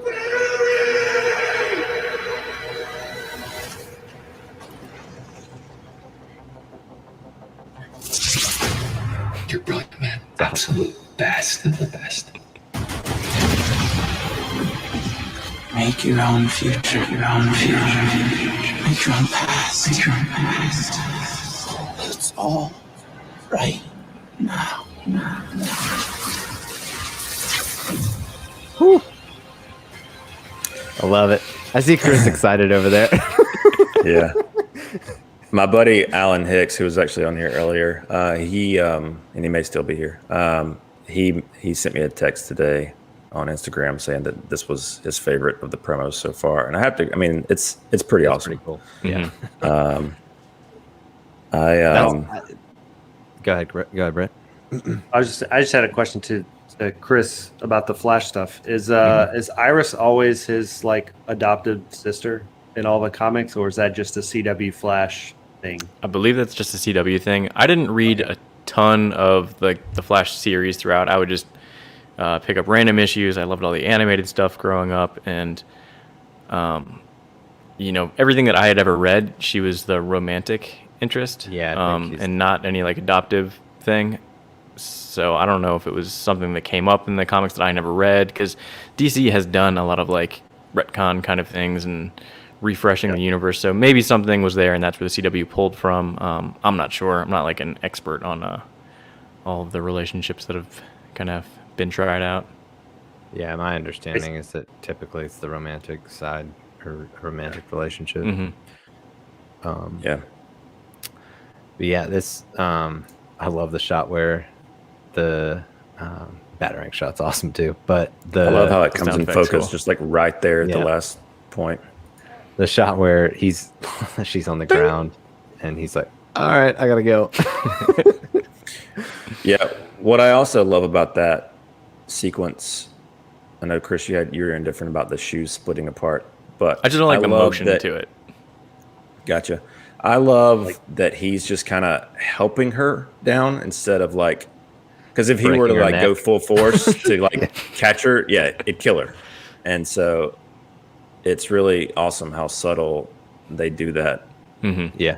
And also back that up. I think we got our that little the hot dogs. Yeah. That's why they had that in that little teaser thing. Now I was curious, like, what's the hot dogs for? I was like, they're not doing the snack hole thing again, are they? Oh no. Any That one comments right there. about the VO on top of this? Obviously, Yeah. a lot of Henry. I think it's cool Go with ahead, how Chris. much pressure seems to build on him. Because like Yeah. I was saying earlier, like he's kind of that tortured hero that tries to pretend that he's not and he's cool. So just kind of hearing that inner monologue of, there's so much pressure on him, so much riding on him, expectations, and then you kind of hear that self-talk at the end. Like, I don't know, I loved it. Dude, you gotta watch. I'm telling you need to watch. That's your homework for the week. You gotta go Okay. watch Apocalypse War. All right. So good. I like where you hear the voiceover where he's talking about, you're having to run as fast as you ever ran, and then you're seeing kind of this last scene here where that's him definitely running into the Speed Force, potentially, like you were talking about, Brandon, like time travel or whatever there. And maybe we'll get some explanation to that scene in Batman versus Superman. But yeah, no. Yeah, so they have Ryan, an exhibit. Go ahead. we're going to get to that too. Okay. Right at the end. But Ryan and I have talked before. I think we were talking with Sean O'Connell about whenever even in the theatrical, there's the Superman resurrection. He's running, hits the mother box, and then he kind of like goes through a wall right after. They don't really make address it at all in the. Yeah, in they the don't comics, address they what kind of talk about happened. it. Do they? Yeah. Yeah, like So- his different kind of abilities and how he figures out different things he can do with his speed. Like one of them is he can like vibrate all of his atoms so much that they will just phase through things. Well, I was wondering if they used that as like his first kind of like tapping into the Speed Force astroplane type thing. Because we do have, I don't know, was it in one of those gifts where he's like in that? Yeah, this one right here. Where he's in the tunnel, running down the. Right there. Yeah. Not the tunnel, but like Oh, I the know little what like you're astro, like the Yeah. like, I don't Like, what is this? Yeah, like I'm just wondering if there's a thing where like right after he hits the mother box, he ends up in this like he's like in this like Speed Force-y type astro, like this type of scenario where he's like, what's going, whatever, and then he gets pulled out of it somehow or something. Who knows? We'll see. But Yeah. I think there will definitely be more context than just him going through the wall in the theatrical, and then that's they don't have to. I'd love to see address- an Easter egg of like a potential villain, kind of another speedster in that Speed Force. Something small Yeah. would be cool. That would totally be something he would throw into. Yeah. He actually hinted at that today on Bureau. Someone I'm asked putting if together there a could team. be any hints of future members of the league or anything, and he just said like, "We'll see," with a winky face emoji or whatever kind of thing. I like the sound effect they do too when he grabs the batarang. It's just like almost like comical to where it just fits like the Flash kind of character a little bit. It's almost like, is it actually a sound effect or is it like a very like? It's cool to see. It's almost like the ice breaking beneath his feet when he's running through the Speed Force too. I think that's cool. Yep. So cool. It's cool to see the We should see this movie, guys. I can't wait to see it, Britt. But I just like that they're showing this, I wanna to where you're see it. seeing the power that he has instead of like, well, I can't do what Superman does with speed or strength, and I'll just be like a fraction of one of his powers, and like see if we can race at the end. Like, I don't know, they just I love that watered down that the character comic so you much. sent. The comic yeah. you texted earlier. Yeah, to That was Rebirth. awesome. Fantastic. Yeah. Basically, it's for those watching is well, Chris, you explain it. You know. Yeah, the Rebirth series from a few years ago. It's like Barry kind of comes back. He'd been dead for quite a while, and it was almost like it's been a while since I've read it, but a speed type of thing where he just had to keep on going, had to keep running, or there was disastrous consequences, and he almost wanted to like remove himself from reality again. So he's going through all this drama of all these people are trying to talk to him. The speedsters are all trying to keep up, and he just keeps going, and then all of a sudden you see like the red and blue kind of show up, and Superman is right behind him. He's like, "Hey, Barry," and they're having like a very casual conversation as they're just like tearing through cities and up buildings and through everything. And Barry's like, I have to keep going. Thanks anyway, Clark. And he's like, Barry, I mean, you're not going to go anywhere. Like, we've raced before. Even some of those races I've won because they've done a lot of races throughout the comics in the years. And Barry just kind of gives him like, those are for charity, Clark. And just like, boom, just gone. And like, you just see Superman like, just like in the dust. And it's just such a cool moment, especially as a Flash fan. Yeah. Nice. Anything else on Flash? Anything else you guys want the to say? voiceover, who is I think it's Barry. Somebody's yelling Barry. Mm-hmm. I'm wondering I would if anybody has any assume, thought I would on assume Victor, but let's play it.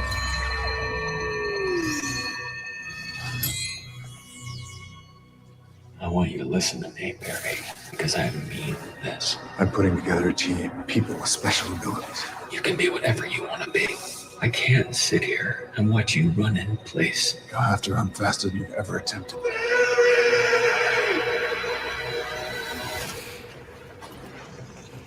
Almost sounded like Clark to me. Yeah, I don't know if I get Victor vibes on that. Best of the best.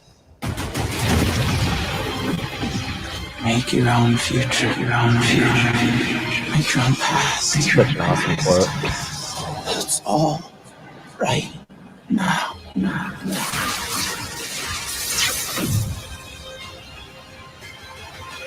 Could it also potentially be like his dad or something? A different scene? It could be. Yeah. Could be. Yeah, I think that's. Other than that, I think that's the. That's all I got. Okay. Then so that's all we got so far. Now tomorrow, different story. Who do you guys? We want to make a bet on tomorrow? Cyborg, Wonder Woman. Who you got? Yeah, I mean, I'd say probably Cyborg, then Wonder Woman for the last, and then I wonder if they're gonna do a Steppenwolf or a Darkseid one. I think they're gonna end on Cyborg. Yeah. And they're dropping those NFTs on Tuesday, right? Do what?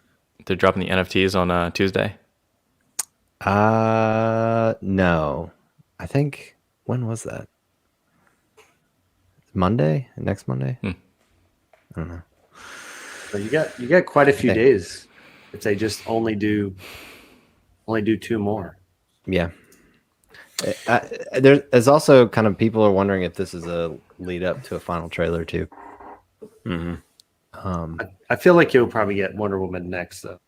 I feel like if you waited to put her last, you're gonna have a lot of people like, why'd you do all the guys first? So I feel like you'll probably get her tomorrow.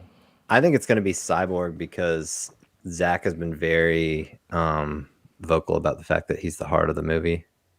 So shouldn't it be last then? Well, that's what I mean. Like, I think Cyborg's going to be last. Okay. So Wonder Woman tomorrow and then Cyborg. Okay. So I guess last little thing, Ryan, you mentioned this earlier, that there is a Snyder Cut exhibit going on in Dallas. A lot of this stuff kind of leaked. Somebody leaked a lot of images early and they all got taken down, but the official Snyder Cut page put out some images. You get your plane tickets yet, Brandon? I'm not gonna lie. I briefly thought about like, how do I get there? Yeah. So yeah, there's so much cool. Like, obviously, this is the Joker. I knew another Joker shot that we haven't seen. Crown of Thorns. Yeah. Superman soldiers. In the nightmare sequence. Yeah. Some. They do have. There's, and you'll see in a second there. I think that's it. They've got Flash's nightmare suits. Yeah, I don't know how far I can get into that. But. Yeah, there's a shot of it online. Also, yeah, but it's basically these were what the he's only wearing when in BVS when he comes through. It's too early to Bruce. Yeah, correct. Soon. Am I too soon? Yeah, I'm too soon. Yeah, Nightmare Mira with Aquaman's trident. Aquaman is dead in the Nightmare timeline. Maybe this means having that Superman suit there. Maybe it means we'll get Anti-Life Superman. Who knows? Who knows? I mean, possibly, but this is also the suit that they use for the movie. So, gotcha. Well, Yeah, I guess it could be. It's got the plating in there. Yeah, I was thinking that was a BVS suit. And then my favorite suit in the world. Your Batman suit. It is pretty. Did you see? Do you have the Deathstroke one? Well, I don't have it officially. No, Brandon. I don't have it officially. They got taken down. Do you have them? You can throw them up. No, I don't. Yeah, they had Nightmare Deathstrokes suit and a. If you keep talking, I might be able to find. So they had. You remember video of it. the shot of Joker that came out where he's like in that. It almost looked like a concrete shipping container style thing. Basically, there's a shot of Deathstroke in that same thing. But yeah, it's going to be awesome to see. Essentially, Britt, I don't know how familiar you are with how they're using those characters, but with the Nightmare sequence, Joker and Deathstroke and Joker team up with Batman. Okay. Yeah, I mean, I haven't researched too much into it, to be honest. Sure. Now that a lot of it's dropping down, but I know that it was, I guess, back when they were first recording, you had a lot of stuff coming out with Deathstroke, and then just kind of didn't show up in the movie. So definitely excited to see what they do with all that. All his badges, trophies. Looks like that might have been a Rhino revolver. I think Harley Quinn might have used that in one of the movies. Suicide Squad, maybe. Yep. So that one, that one looks definitely like Suicide Squad right there. Yeah. Let's see. Pretty cool. Get back. We'll just watch this on loop. You want to see the Superman? Oh, there's the Flash one down below there, Brandon. The next one. Yeah.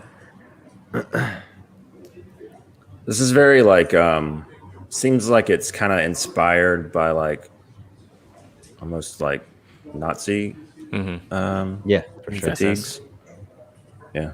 Well, now this video is flagged, but thanks. Yeah, no. I hesitated to say it. Just wasted 3 hours.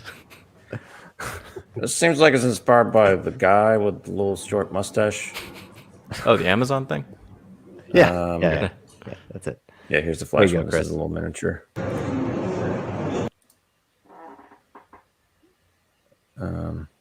I want to know what the straps are for. Don't know. I honestly think that the cyborg thing, it's so simple, but it's so awesome. There's one of Cyborg. Basically, he just has like a brown, almost like Shazam length. It's in here. Okay, it's in here. All right, I won't spoil Here's it. the Deathstroke one. No, no. There you go. This Deathstroke one is baller. So cool. Yep. I assume Michael Wilkinson did all this stuff. He's so good at making costumes. Good on you, Michael. I'm sure he's watching. Yep. Sure he is too.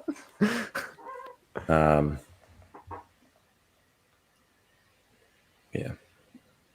And this, I assume, is it's just a one of the rebels. Girl. Yeah. So before it comes out, though, I want to get your opinions. Maybe not this stream, but another stream of what do you guys expect in the movie, and what would be something that you just really wish was in there, but you don't think it'll be. It would be interesting. Yeah, we should do that. Think through those, and we know, Brandon. We've seen this one. Well, you haven't seen a video of it. Got some bullet holes. I hadn't noticed that until I watched this. What? You didn't there notice you go. that? Pause it right That's there. in BVS. Yep. I know. I never noticed it. Yeah, I want this. I just want this to walk around the house.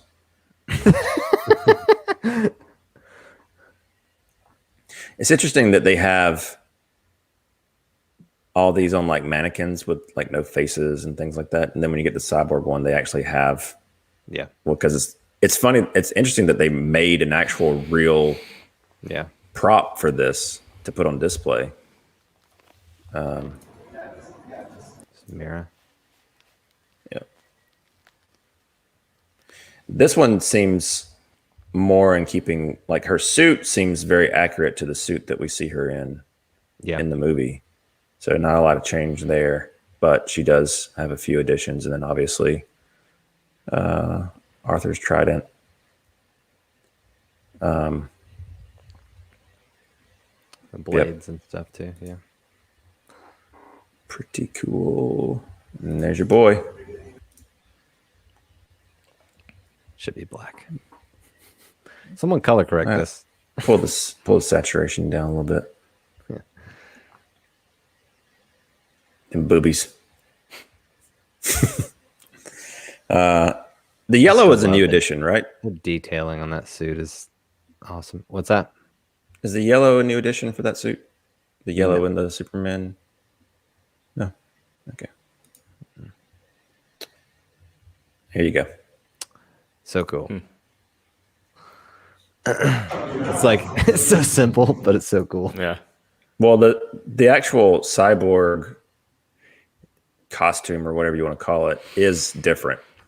Well, yeah, he does look like he's made modifications to it with through the like, and we know that he's got a different chest light in the mocap suit. Yeah. So I just like the fact that he's got an organic cape on. I don't know. I just think it's cool. Yep. It just looks cool. Like it doesn't seem very practical. Like why would he need it? But yeah, it just looks cool. Yep. Agreed. Yeah, that's all I got. I think that's it on that one. Oh, the only other thing that I wanted to show before we go. We got 3 minutes to clock in under 3 hours. Is this guy? Krypton, Bat of Gotham. We got a new BVS coming out. Ooh. You guys pre-ordered your copies? Yes, I did. As did I. I love it.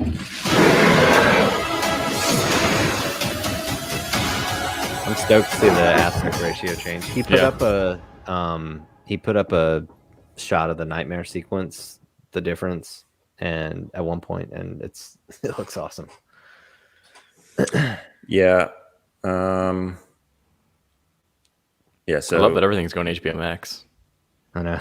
Yeah, it's coming out the day, the 18th. And Man, it's about to be content overload that day. We're getting the full 4 hour score that comes out or 4 hour plus score that comes out that day.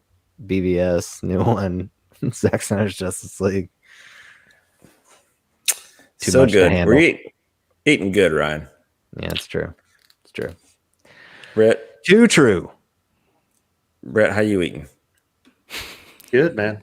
So we got all that, and then you got Falcon Winter Soldier coming out the next day. There you go. What a weekend. Okay. You guys got a lot of podcasts ahead of you. I know. Oh yeah. Hal's gonna be like, guys.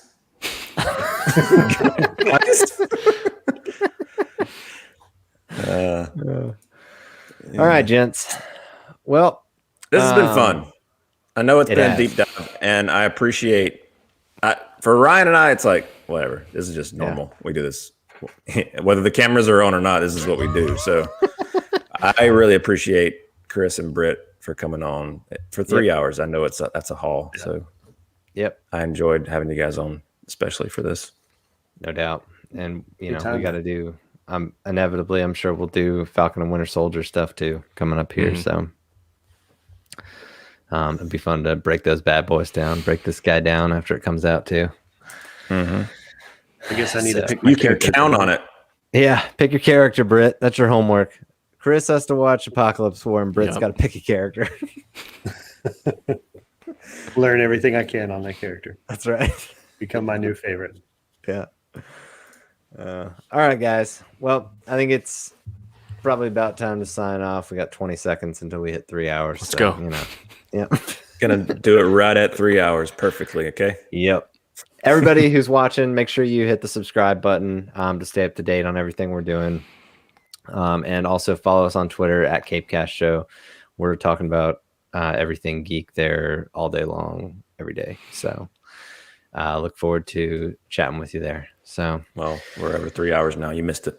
That's all right. That's all right. we're just setting records tonight, guys. Setting records. Good.